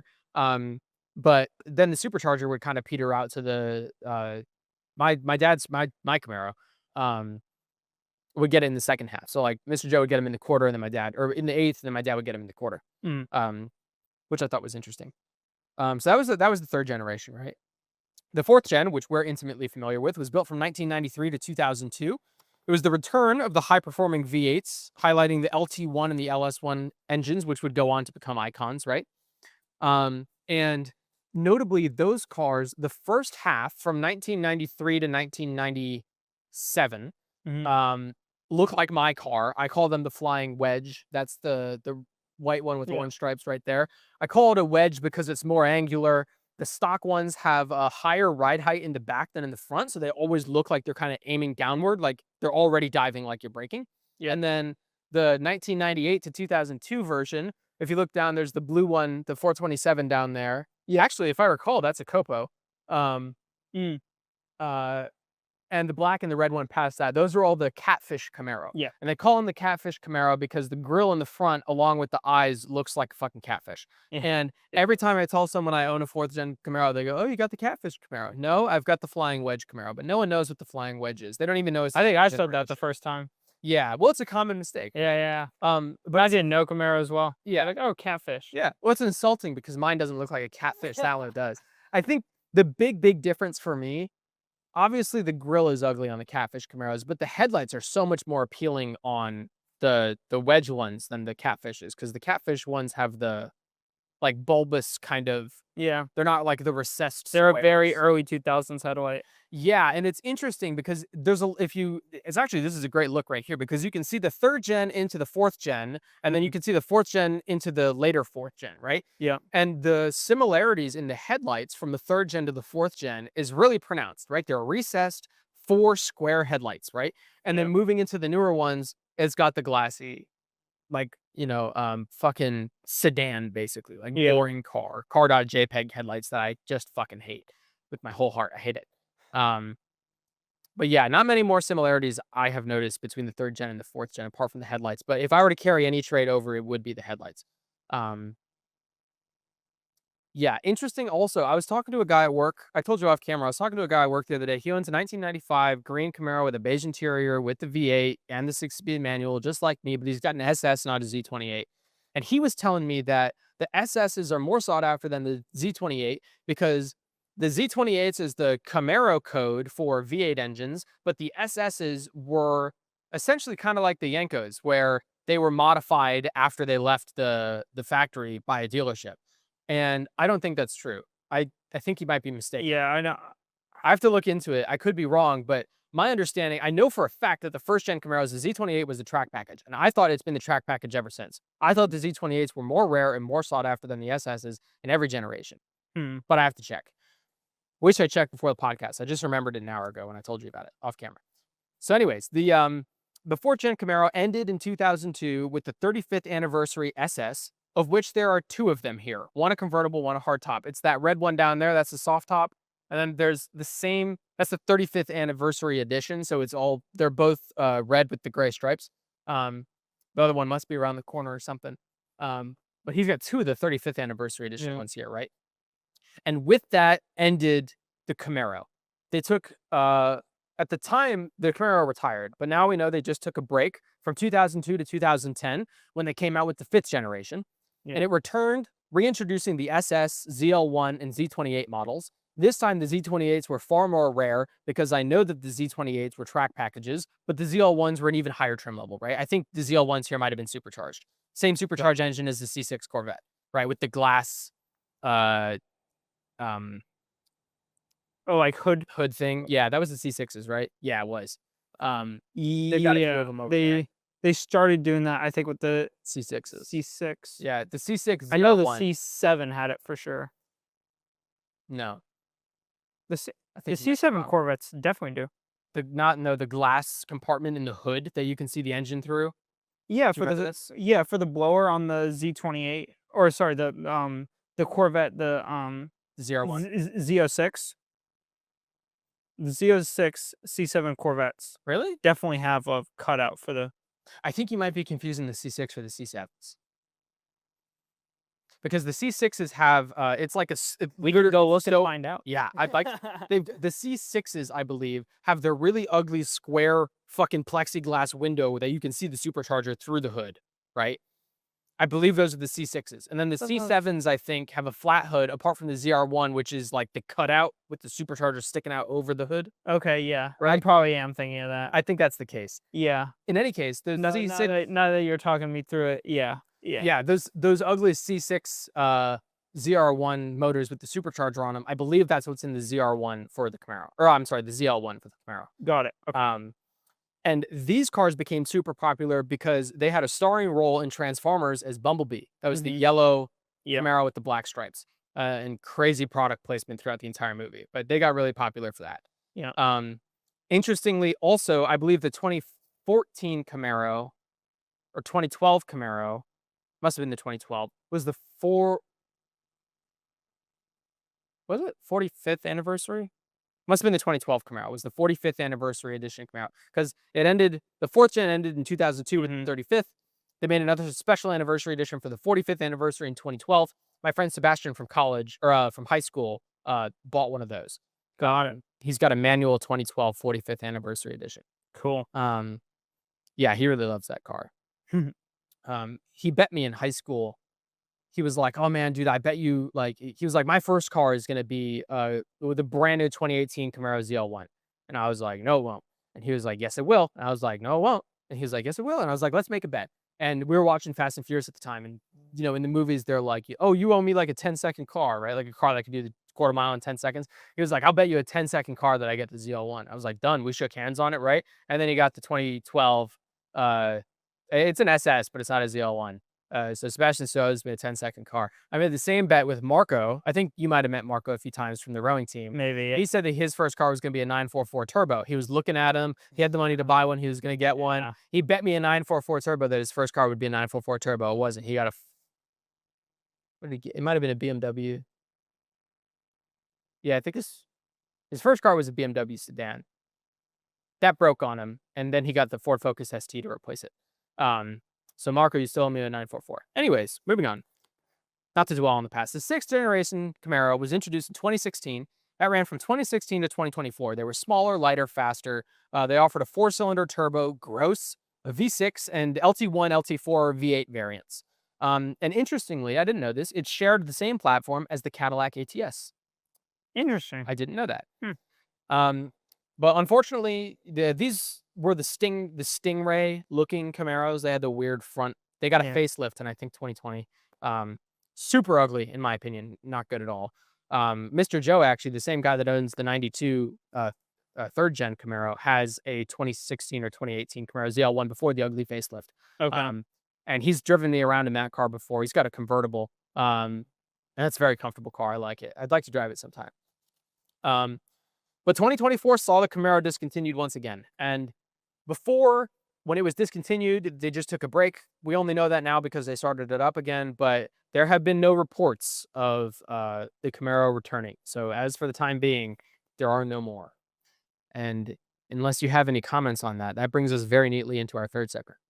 Yes, it does. Our third segment is on our predictions for the future of American muscle. Taking a moment to appreciate this car and all muscle cars that can be found here at the American Muscle Car Museum feels especially sacred given the current state of American muscle cars. The definition of a museum reads, a building in which objects of historical, scientific, artistic, or cultural interest are stored and exhibited. And unfortunately, these cars are feeling more and more like a piece of forgotten history every year. Driving my Camaro, I can feel the lineage going back to this car. Though obviously different, the fundamentals feel very familiar to me. More recent muscle cars, to me, feel as though they've strayed from the path. Of course, all modern cars will have tighter suspension, smarter weight distribution, better tires, higher safety features, but what I'm referring to is something else. Take, for example, the new C8 Corvette. The base model C8 comes with the naturally aspirated 6.2-liter pushrod V8 derived from the LT1 and aptly named the LT2. The similarities end there, though. The car, from what I've heard, is very well balanced. It takes an exotic, angular design, and it's not really quite in the spirit of American muscle as I know it. It's a bit too refined. The new GTD Mustangs have a rear wing, standing in sharp contrast to its tail-happy, oversteery ancestors. For the time being, the last Camaro has officially been assembled, making not only my car, but this beautiful machine behind us, members of not an endangered breed, but an extinct species. The Dodge Charger has it even worse, joining the Mustang Mach-E not only as an electric crossover SUV, but replacing the entire lineup with electric vehicles that play engine sounds out of speakers. These recent developments make me wonder. Of all the great muscle cars we've lost over the years, the Chevelle, the Pontiac GTO Judge, the Plymouth Roadrunners, the Barracudas, the Firebird Trans Ams, the Chevy Impalas, and now the Camaros, did we really lose them? Or were they spared from the inevitable electrification and lamification? But what is American muscle at its core? As we've discussed, its history is rooted in building cars that are capable of more. More power, more displacement, faster quarter-mile times. Has the standard of more simply shifted to something else? is more capable around a track, or more high quality materials, more fuel efficient? Are the so-called modern muscle cars actually straying away from the American muscle car like meaning, or is the direction of American muscle changing direction as a whole? What do you think? Honestly, I was stuck on your point about um how the cars that kind of faded away in the past were spared from the electrification. I was kind of stuck on that point, and I missed your question because I was like, damn, that is so true. I'm glad you resonated with that. Yeah, because there's like, ah, man, like that is so true, because there's so many cars that I look back on and I'm like, man, that was so cool in the past, but I don't resonate with it today. It's just ruined now. Yeah, it's just not the same. Like for example, even the Miata. Mm. Like, I just don't resonate with the new ones as well. And I've driven like 3 or 4 of them at this point. Yeah. And they all feel the same. And like, yes, like they are improved in every metric, and that's great. And I don't care, and I don't like it. And it's just because it just doesn't feel the same. Like there's like a certain quirk about the old Miata. And like that nostalgia, like if they just cut the Miata after the NB, like that series of cars would have just lived on as like the like small little roadster sports car of like the past, and like all nostalgia would be like to that, and it would be like, Yeah. oh man, this is so cool. But like with the new ones, it's kind of like now we have to have the discussion of like, is it the same or is it not the same, versus like it just kind of was what it was, and like it was incredible. And I'm so glad that like, I have the opportunity to experience it, and other people who have them have that opportunity, right? And it's like I really resonate with that point of like, there's these older cars, a lot of the names have just lost so much meaning. Like the Charger becoming EV and playing these engine sounds, like what even is this? Like it's just feels like a video game car. Yeah. And like that's why they have Teslas, and Teslas are cool. Yeah. And like to each their own. And I'm not like a huge fan of like owning an electric car, because I like gasoline engines and I like that aspect of things. But like, you know, and I understand manufacturers want to cater and develop something that's to the next level and to that caters to the next market, right? But I think the naming I have a problem with, because it's like when you put the Charger name on something and then make it that, it's an insult to previous Chargers. And then when you Yeah. take the Mustang and all of its heritage and history, and then you call it the Mustang Mach-E, and then not only did you turn it into an electric car, but you turned it into an SUV. I'm like, yeah, it's actually a pretty good car. Like, it's gotten good reviews. Boy, can you figure out something else to name it? It's a good SUV. It's a good electric Yeah, crossover It's SUV. a great electric crossover SUV, but it's like, it's not a Mustang. Though. Right. There's no aspect of it that's a Mustang. There's no None. similarity. Zero. It's just the badge. That's it. Yeah, that's it. And I think that's what's sad about it. And like the older cars, or like one that came to mind that was used to be and is no more, was the El Camino. Yeah. It was like that weird like pickup truck-esque style American muscle car. Yeah. Like that was a car, and like I look back on that, I'm like, man, that's so sick. And I'm so glad they don't try to make it today, because it Yeah. would suck.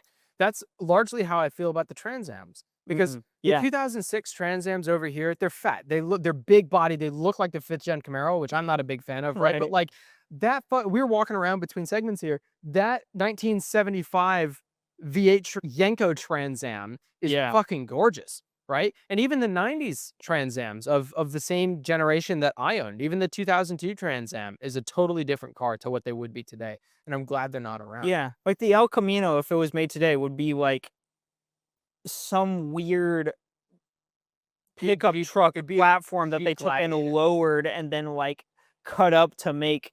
It'd be a Jeep Gladiator. That's basically what it would be. Yeah, except like You know- kind of bodied an American muscle car, and it would just Yeah. be disgusting. But like the American muscle cars don't look like that anymore, right? So it'd Yeah. be like, imagine a Dodge Charger with a wagon bed. I've actually seen one of those. I've seen one of those here. They exist. It's a factory production car. It's a wagon. It's like a truck. It's weird. Yeah. One of the cars that springs to mind in the same vein is the Supra.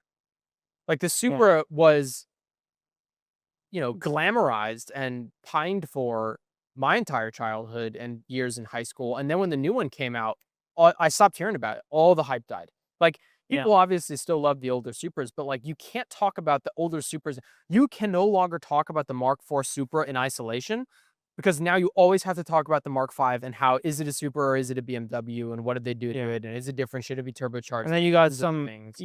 some wealthy guys and gals that don't know the difference and, think they have a Supra now and, they're all in like the Supra community now. And that's like, Yeah. no, like the Supra guys were like friggin' like super high horsepower, turbocharged inline six monsters. Yeah.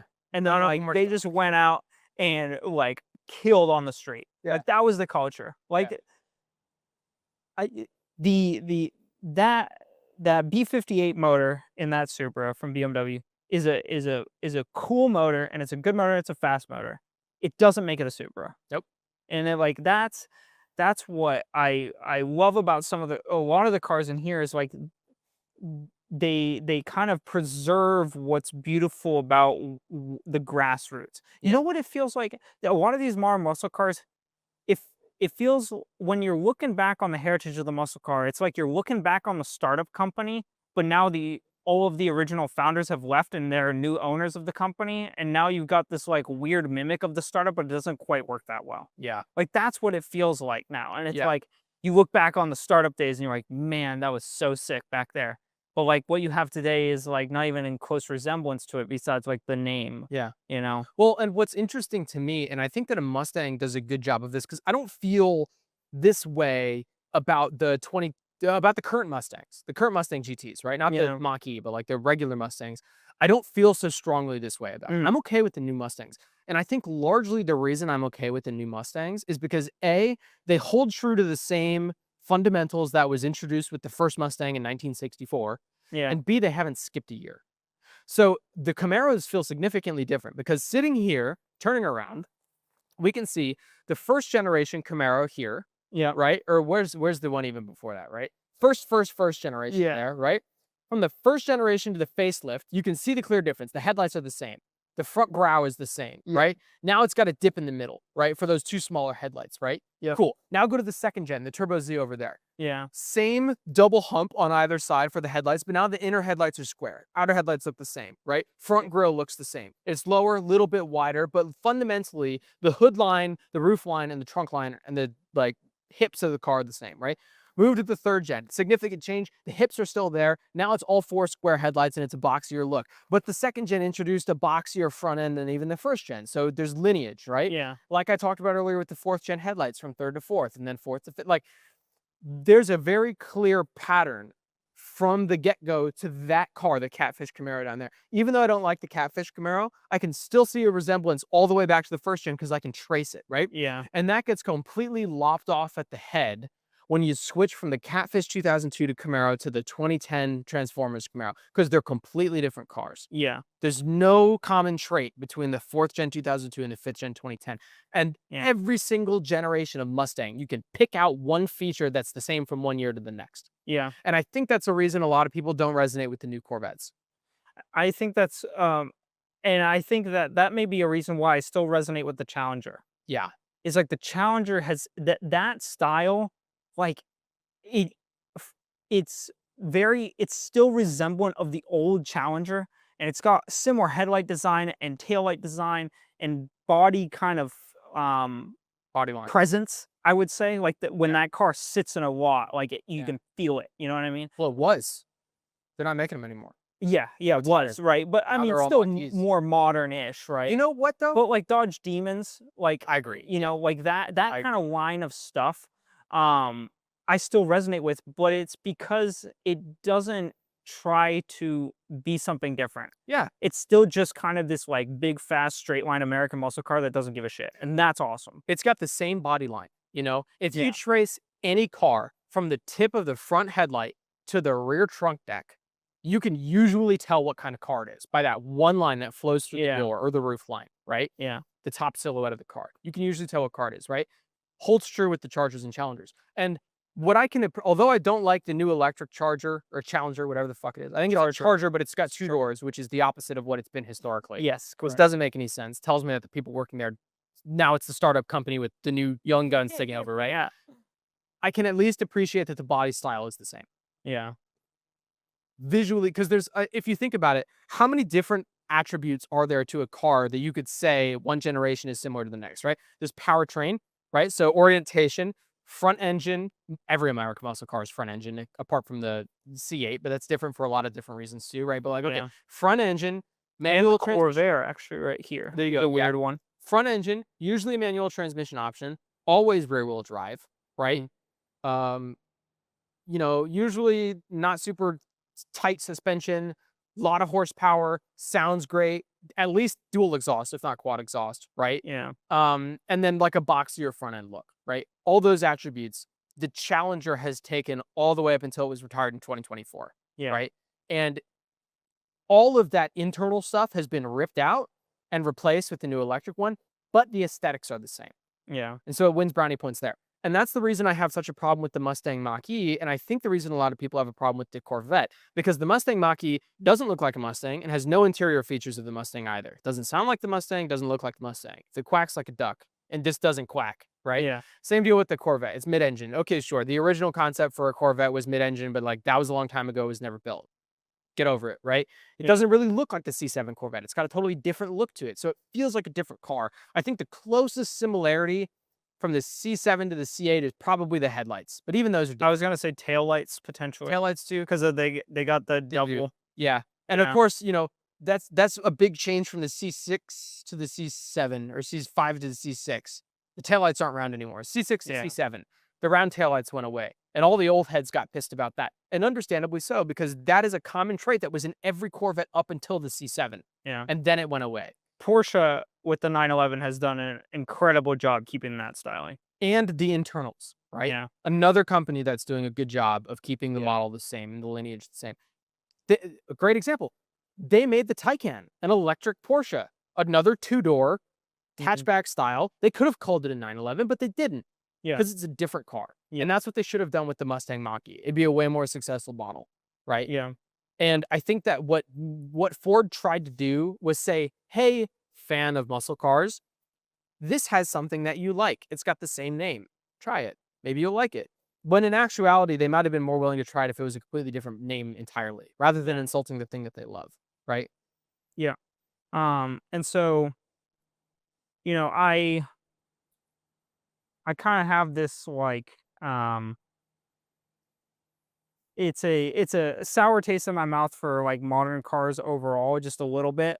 And there are some that I like, and then a lot that I feel really kind of indifferent about, Yeah. because so much of it has gone away from like how can I build the best car to how can I build a base platform that will work for a crossover, an SUV, and a sedan, and a convertible. Yeah. And then it's like that will inherently lend itself to just shit. You can't make Like it it everything just car. doesn't work well. Yep. You know, and you know, maybe one day they'll develop something incredible and amazing, and I will be told I'm wrong, and I also don't care, because it's like the older cars and the platforms were developed for those cars. Like you could look at any car before like early 2000s, and any of those cars are wildly different. You can look at American muscle cars and all those platforms. They had largely different platforms for their SUVs versus, you know, well, SUV wasn't really like quite a thing yet, but like their convertible versus their sports car versus like their souped up models. Like there were actually big differences in the souped up models. Like I'm especially familiar with this specifically with like the BMW M series line versus like the regular line. Like today you can get an M Sport package, which is like an aesthetic package by and large with like some tweaks here and there. And then the M cars, like, yes, they're a bit different and better, but like they're not drastically different. The E39 M5 versus the E39 540i, you know, the 540i was a 4-liter V8 with a 5-speed manual and an open differential.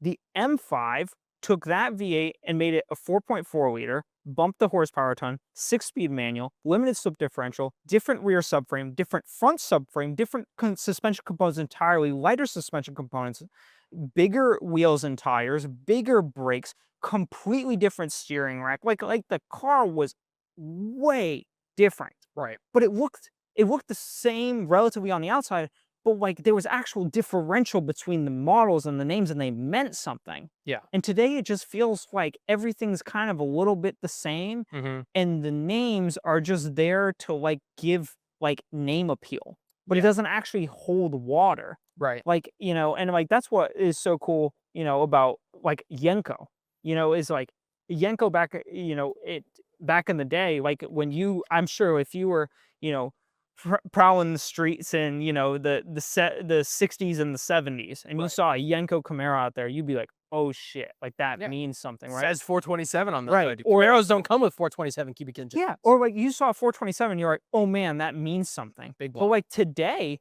like none of the like the numbers on the sides of the cars used to mean something. By and large, today the numbers don't mean shit. All of the BMW lineup with all their numbers, they're all screwed up. They used to mean something. Mercedes, all wacky for aside from like some that are like more or less aligned.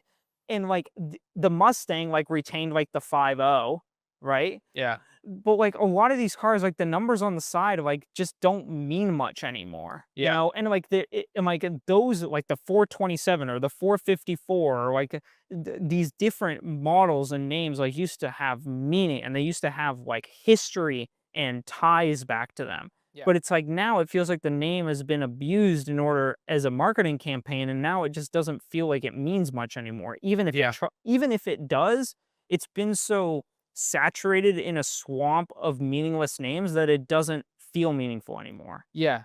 Well, and what to expand on that, I think what Tesla did a good job of doing is making electric cars without being so without exposition dumping in your face about it, right? Yeah. Like, what is the new Dodge Charger called? It's Charger EV, I think. Yeah, Charger electric vehicle. Yeah. It's in the name. They spelled it out for you. Yeah. What's the new electric Mustang called? Well, the Mach-E. What's the E for? Electric. In your Yeah. face about it, right? Yeah. If they came out with I don't know, I want to say Ford Falcon because it's the first thing that comes to mind, but there's already a Falcon. I don't know, Ford Tiger. If they came out with the Ford Tiger, right? Yeah. And that's an electric vehicle. I feel like the naming goes so far. When you put electric on it, like you don't call the new Mustang gasoline, right? You do call it like a 4.0 or a 5.0 because that's the name of the engine, right? Yeah. Even the Lexus I got, I have an ES 350, right? ES doesn't mean anything. That's the chassis code. 350 is for a 3.5 liter V6. Yeah. So even that makes sense. Ferrari, in all its confusing names, still follows the same engine code, right? 427 is cubic inches. I understand why they don't follow the cubic inch thing anymore because the general populace has a fucking room temperature IQ. It doesn't understand what a cubic inch means, right? But for the electric ones, why are we just calling them electric or E? Why don't we call them something more specific or less specific? Like not even, huh? Like Taycan. Like Taycan. Yeah. Why don't companies do Taycan? And then the Taycan S, right? Yeah. Like, and they're not doing the Taycan Turbo because it's not turbocharged. They do the Taycan S because it's a sport model, right? Yeah. I learned more about Porsche this week. RS is the Rennsport, which is German for it's like a Italian racing term or something like that. What the fuck is it called? For what? A Rennsport? That's the name Oh. of something. It's a name. Rennsport is oh man, It means racing, right? Or something like that. I'm so blanking. I can't It's remember. bad, but I can't remember. Carrera is the name of an Italian race in Italy or something like that, right? Means racing, right? Like it has meaning and it has depth to it. Even if I can't remember it off the top of my head right now, I still respect it more than the Mach-E Yeah. because it's not so in your face. Yeah. It's got I more think clarity. sadly they did make a Taycan Turbo S. Oh, did they? I think they did. They should have. And it honestly, when that car came out and like, a bunch of people were chatting about it and whatever, that was the most confusing point, was that singular aspect of the car. Yeah. Like no one was confused about the Taycan or the Taycan S. Yeah. But then It's the Turbo. suddenly when they named it the Taycan Turbo S or Taycan Turbo, whatever they did, Right. everyone was like, oh, is that like the version with the gasoline engine in it? Yeah. And everyone was like, oh, Yeah. because it was like, that was like one aspect that was screwed up. Maybe they'll change it for the future and not do Yeah. that. But I like, hope not. it's stuff like that, it's The new Audi Quattro, e-tron. yeah. Why are we putting electric in the name of everything, right? We didn't put gasoline in the name of everything when we had gas cars, right? Yeah. Why are we doing this? Let's get the naming conventions down, right? Like no brand, apart from Tesla, which is named after a fucking Tesla coil, or Nikola Tesla, whoever you want, right? Yeah. Still named after something electrical related, right? But like, I mean, the name Camaro, like I said earlier, it's supposed to mean companion or friend. It's supposed to be like, a driver's second half, right? Yeah. I don't feel that from the Mustang Mach-E. Yeah. I don't feel that from the pick your brand, right? Yeah. I don't feel that. It's changed so much, and I'm glad that this museum has an excellent preservation of genuine American muscle, and I love that about this place. And that's kind of like that the memory of me in California ripping that Challenger and like all the other American muscle cars I've interacted with and seen that are like old school style or raw to their core, like those memories all live rent free in my head. Yeah. And the memory of seeing the Charger EV unveiled has a very high rent in my head. Yeah. It You does. know, That's a bad one. it's a painful one. So this brings me to my final point here. I learned a little bit more about sustainable fuels for this podcast. The TLDR is that sustainable fuels are plant-based, right? Mhm. And the amount of carbon dioxide that's produced by burning that fuel is equal to the amount of carbon dioxide absorbed by the plants when you're growing it to make more fuel. That's Yeah. what sustainable fuels are, right? Yeah, it's a around a 90% retention rate. Right. Yeah. Right. Formula One is considering going back to V8s or V10s because of sustainable fuels, which indicates to me that gasoline cars don't have to go away. They can stick around for a lot longer. Everyone's thinking that all the cars on the road are going to be electric by 2050. I don't think that's going to happen. I think it's going to remain gasoline cars, In right? 2010, they said that, not to get crazy political, but we should be underwater according to 2010 predictions right now. So, like, all That's of these something- things yeah. kind of change a little bit. And, everyone has a new panic button that they come up with every 5 years. But in reality, I think that Yeah. relatively speaking, things stay relatively constant. Yeah. And the panic prediction is largely either neglect or some sort of fabrication. Yeah. That's we'll call a spade a spade. I loved Miklo. One of his things was Satellite Beach is going to be 6 feet underwater by 2060. No, it's not. What are you talking about? We're fine, dude. Yeah. But I'll eat my words on that one. But Yeah. yeah. So sustainable fuels, F1's considering bringing it back, right? Let's count the remaining muscle cars, right? The Charger and Challenger have been killed. The Camaro has been gone entirely, spared from electrification, despite I think they did like an inline four hybrid or something like that. I don't know. I try not to listen to those things, right? So what are we left with American muscle? Most of them have been executed already, right? Yeah. Like I said, I made the list, right? So what are we left with? We're left with the C8, which is an awesome car, not really in the spirit of American muscle. I don't know if we can call it a muscle car anymore, right? So it's its own thing. Yeah. Cool. That pretty much leaves us with the Mustang, not the Mach-E, but the GT. The Leo Mustang, yeah. And what else? What else is there? I'll give you Yeah. $60,000 today and you get to go out and buy a muscle car. What are you buying? Brand new from the factory. Probably 2 Mustangs. That's a great point, right? Yeah. No competitors. In 1964, Mustang ran unchecked in a new category of muscle car, and in 3 years, Chevrolet responded with the Camaro, right?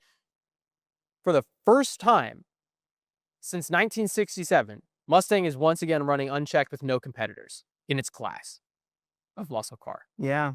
I can't really think of anything. Certainly, something is going to happen. Someone is going to go fill that power vacuum before Mustang can grab a hold of it, right? Celine, let's bring him back. Come on. So my last bullet point here, will there be a new car company that rises from the ashes, or will existing car companies bring back models that we know and love from the past and resurrect them as an actual competitor to the gasoline-powered Mustang of today? Or will neither happen? And will American muscle will the torch be carried underneath, like your hood in the rain as the light is sputtering out by Mustang alone for the foreseeable future? I think it'll probably take. This is what I think will probably happen, although I'll probably eat my words, but I think a lot of these electric cars that are being reimagined and redeveloped over the last 3 years in approximately 10 years, all the people buying them right now are going to be cars are going to go one of two ways. They're either going to go electric completely, and everything is going to become even more disposable than it is today in the car world, or it's going to go electric for some time, and it's going to become so disposable that people are going to get fed up with it. And there are going to be some manufacturers that bring back gas cars, and people are going to flock to those so much that all other competitors will be forced to provide something of value beyond an electric car. Right. That's my theory on the surface. Yeah. I think that gasoline cars will stick around for a while. I think there are certain companies that just don't care about, turning their older models into something electric, like Porsche turning the 911 into an electric car. Yeah. Like, that just won't happen. Yeah. They've said that many times. They've said, we will not be making the 911 electric. We will be making the 911 as a gas vehicle, and we will make it for as long as we possibly can. Yeah. They've said that many times. And I think that's true to their heritage, and I appreciate that, because I think that it's a better car as a gasoline car than it would be as an electric car. Right. Regardless of where battery technology goes. And I know that, 5 years down the line, there's going to be the argument of like, oh, well, like, battery technology today in 5 years is so good. Like, it weighs the same as a gas engine, and, it has the same range, and it has even the same fill up time. We have super fast charging. And I'm like, that's amazing. When I go to a barbecue, I like my burgers grilled, not microwaved. Yeah. And therefore, I like something that may be slower and maybe less practical and maybe burns fossil fuels, but it's loud and it's obnoxious and it's got character, and I like that. Right. And I want to keep that. Right. And it's like, the improvement doesn't always mean making better. Yeah. Right? Improvement in a lot of, I think, corporations and a lot of companies' minds just means change in a direction. Yeah. And that's not synonymous with improvement. Yeah. But a lot of companies like put a blanket under, we're improving the car, and implying that they're making it better, but this improvement blanket that they're sweeping over it doesn't necessarily make it better. Just means change. Yeah. Yeah. And so I think that I think a lot of modern cars will change dramatically in spirit, and I think there will become a few niche parts that stick around, and it will either go in the direction of everything will become super disposable and will drive itself, and then, the driving experience will become another nostalgia piece. Yeah. Or there will be some sort of shift in the culture, which I think is probably less likely, given that a majority of the culture around us tends to follow the status quo and the flow of things. I think Yeah. that's just kind of human nature to follow along until it's impossible to do so. But the hard thing is that it's never impossible to do so. It's just inconvenient. Yeah. And I think so more than likely it'll peter into something that's not resembling of what culture is today. And we'll probably look back on today 20 years from now and go, man, it was so good having at least some car culture back then. Yeah. Just like we look at 20 years ago and go, man, it was so cool back then, right? And so there will always be a point of nostalgia, and it's, it is what it is. I hope that there's a change of pace, but seeing how things go and seeing how manufacturers make so much money off of making these things disposable and just, throwing them into the wind, I think, but maybe Japanese manufacturers, with their continued pursuit of reliability, will absolutely just dominate the market, while a lot of these other companies make more and more disposable cars, like, electric American muscle cars, whatever that's supposed to mean. All right. That's my rant. It's a good rant. Yeah. I think we could see a Koenigsegg style company come in and make muscle cars. Yeah. When was the last time? Like Hennessy blown up. Yeah. Well, I mean, Hennessy, apart from the venom, they just modify other people's cars, right? Yeah. But like, if a car company emerged that made American muscle cars from scratch, like basically resto mods but brand new, right? I think that could sell to a select market. Yeah. For sure. I think the challenge there is that a true American muscle is attainable power. And for a small company, you can't make attainable anything, right? It's like Elon's, you start with the Roadster and sell to 5 people for $10 million a piece, and then you grow. The hardest thing is selling a $30,000 Model 3 to millions of people, right? Yeah. So with Koenigsegg, you can build and manufacture and sell a $3 million hypercar and be profitable, but you can't build, sell, and manufacture a $40,000, this guy, Yeah. and be profitable because, you're just underwater at that point, right? But Yeah. I think that, there are people out there that would pay $90,000-$100,000 for this style car that's newer and more reliable, right? Yeah. If you got to drive this thing around every day with the same power, knowing that it's about as reliable as one of the new Mustangs, which is decently so given its performance figures, right? Right. I think there's a market for that, and I think it's completely untapped right now. Yeah, I would agree. I agree. Yeah. It would be cool if you didn't have to get a Porsche Singer to have that. Exactly. Exactly know, that. But I guess we'll see where it takes us. That's all I got. See what happens. That's all I got. Start our own car company. I mean, Vision 79. if no one else is gonna do it, right? If we're 10 years from now and the Mustang announces it's retiring and there's nothing left, right? Yeah. The C8 is a mid-engine hypercar. You can't get one for less than $100,000. We'll just be throwing 427s and like 05 whatever Mustangs. Just yeah. There will always be, Or whatever. and the more time goes on, the more rare these become because they fall apart. They get driven into the ground, right? Yeah. They sit in a museum like these and are never sold and just grow in value, right? Like this is not an attainable car. This is probably a $400,000 car. More than that. Maybe even more than that, given it's the first, right? Yeah. The Bubba can't buy this like you could back when it Bubba came out cannot. in the 60s, right? Sadly. But Bubba's the key figure who wants to drive it, right? Yeah. True. All right. I've got 2 dial-in quotes today. Cool. One of them I think is better than the other. The first one, which I don't think is as good, but reminds me of Yenko's story, is a quote from Ferdinand Porsche, who says, "I couldn't find the sports car of my dreams, so I built it myself." And that reminds me of Yenko because Yenko was taking delivery of the SS Camaros and didn't like it and decided to do his own thing. Yeah. With Camaro or with Chevrolet parts still, but he decided that this car isn't the way that I want it, so I'm going to make it the way that I want it and then sell it, right? Yeah. They weren't winning races and he wanted to win races, right? So that felt relevant here. But my real quote, and I've talked about him several times today, is a quote from Gerald Miklo. He was our internal combustion engines professor and thermodynamics professor in college. He had a crazy career. He did a lot of cool stuff. He worked on the compressor stage of the F-100 engine in the F-15 fighter jet. He worked on the Lockheed Martin ICBM missile program. He worked on the SR-71 Blackbird too, didn't He he? worked on the did he? I think so. I don't know. Thinking That's up on awesome. that. That's yeah. cool. He had a C3 Corvette with a 454 big block in it and a hot wife. He's awesome. Gerald Miklo is fucking sick. He had another car too. You've got a photo of him with, it was like a black sedan. Yeah, it was a AMG 63. Yeah. Yeah. Beautiful car. E63 AMG. Yeah. He had this story about how his son was I knew you were gonna pull this quote. He's driving, I don't remember the car. His son was driving around a car. It was a muscle car. His son was in high school and he called his dad and he said, "Dad, I ran out of fuel. I need you to come pick me up." And he was like, "You ran out of fuel?" He was like, "Yeah, I'm on the highway, whatever." He was like, "Why'd you let it run out of fuel? That's dumb." And the kid was like, "I don't know. I just wasn't paying attention."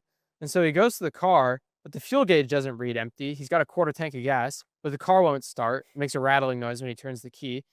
So they get it towed. And he said that he pulled this out of his backpack and he was like, "This is what it looks like when you don't put fuel in your whatever kind of Chevelle Mustang, whatever it was, the muscle car." And it was a completely bent connecting rod. And he was like, "This is not what it looks like to not have enough fuel in your car. This is what it looks like." And the quote said, "Once rod bolts elongate, things go bad quickly." And I wrote that quote down and it stuck with me for a long time. Yeah. The kid did not, it was fine on gas. I think he didn't put oil in it. It was burning oil. He didn't. I think he was racing and he blew it up racing. Oh, you think that's and what it money was? shifted? I thought. Oh, did he money shift? I thought he went third to second instead of third to fourth. Oh, that's so funny. He definitely might have. Yeah, and then he over revved it and then stretched the rod bolts. Blew it. It's must be I thought that's what it was. But even better. Even it's a better. great quote. Hilarious. Friggin' Hilarious story. Yeah. Yeah. I miss Miklo. Dude, what a great guest he would be, right? Dude, he had the most killer slideshow at the end of friggin' internal combustion engines with just him and like his wife just in front of all these fancy cars and motorcycles. I was like, bro. Have you seen Shane Gillis's new bit at the ESPYs? I've seen clips. I haven't watched the full thing. One of his clips is like, everyone's giving Bill Belichick shit. He's in his 70s. He's got a hot 24-year-old wife. Everyone's making fun of him. what happened to this country? This place used to be great. He was like, That's so I bet you guys wish you had a hot 24-year-old. If you had a hot 24-year-old wife, you wouldn't be making fun of this guy, right? But you got his fucking fat, ugly dog wife sitting next to you tonight. Dead silent. No one laughs. And he goes, yeah, that one's rough. That one didn't, we've been testing that one. It didn't do well all week. I should have taken that one out. That's so good. We should reach out and see if Miklo would do one. I bet we should tell him, we should say, Miklo, go on the website for the American Muscle Car Museum, pick a car that you love, and then come in and do a guest podcast with us with this car. That would be fun. so cool, dude. That'd be That would be awesome. Anyways, all right, that's all we've got for today. Thank you for tuning in. Hopefully we'll be back at the American Muscle Car Museum. You never know. I think we've got at least one more booked for In about a month. August, in about a Yeah. month. So It's actually the cool. day before the Hermosi launch. It's, oh, really? August 15th. There you Is go. when we'll be filming here. It'll be released the following week, and then the Hermosi launch is the 16th. Awesome. So, Sweet. All right. yeah, be well. Have a great week, and hopefully you enjoyed the podcast. Dude, you must have felt like $1 million if you were hammered driving this thing.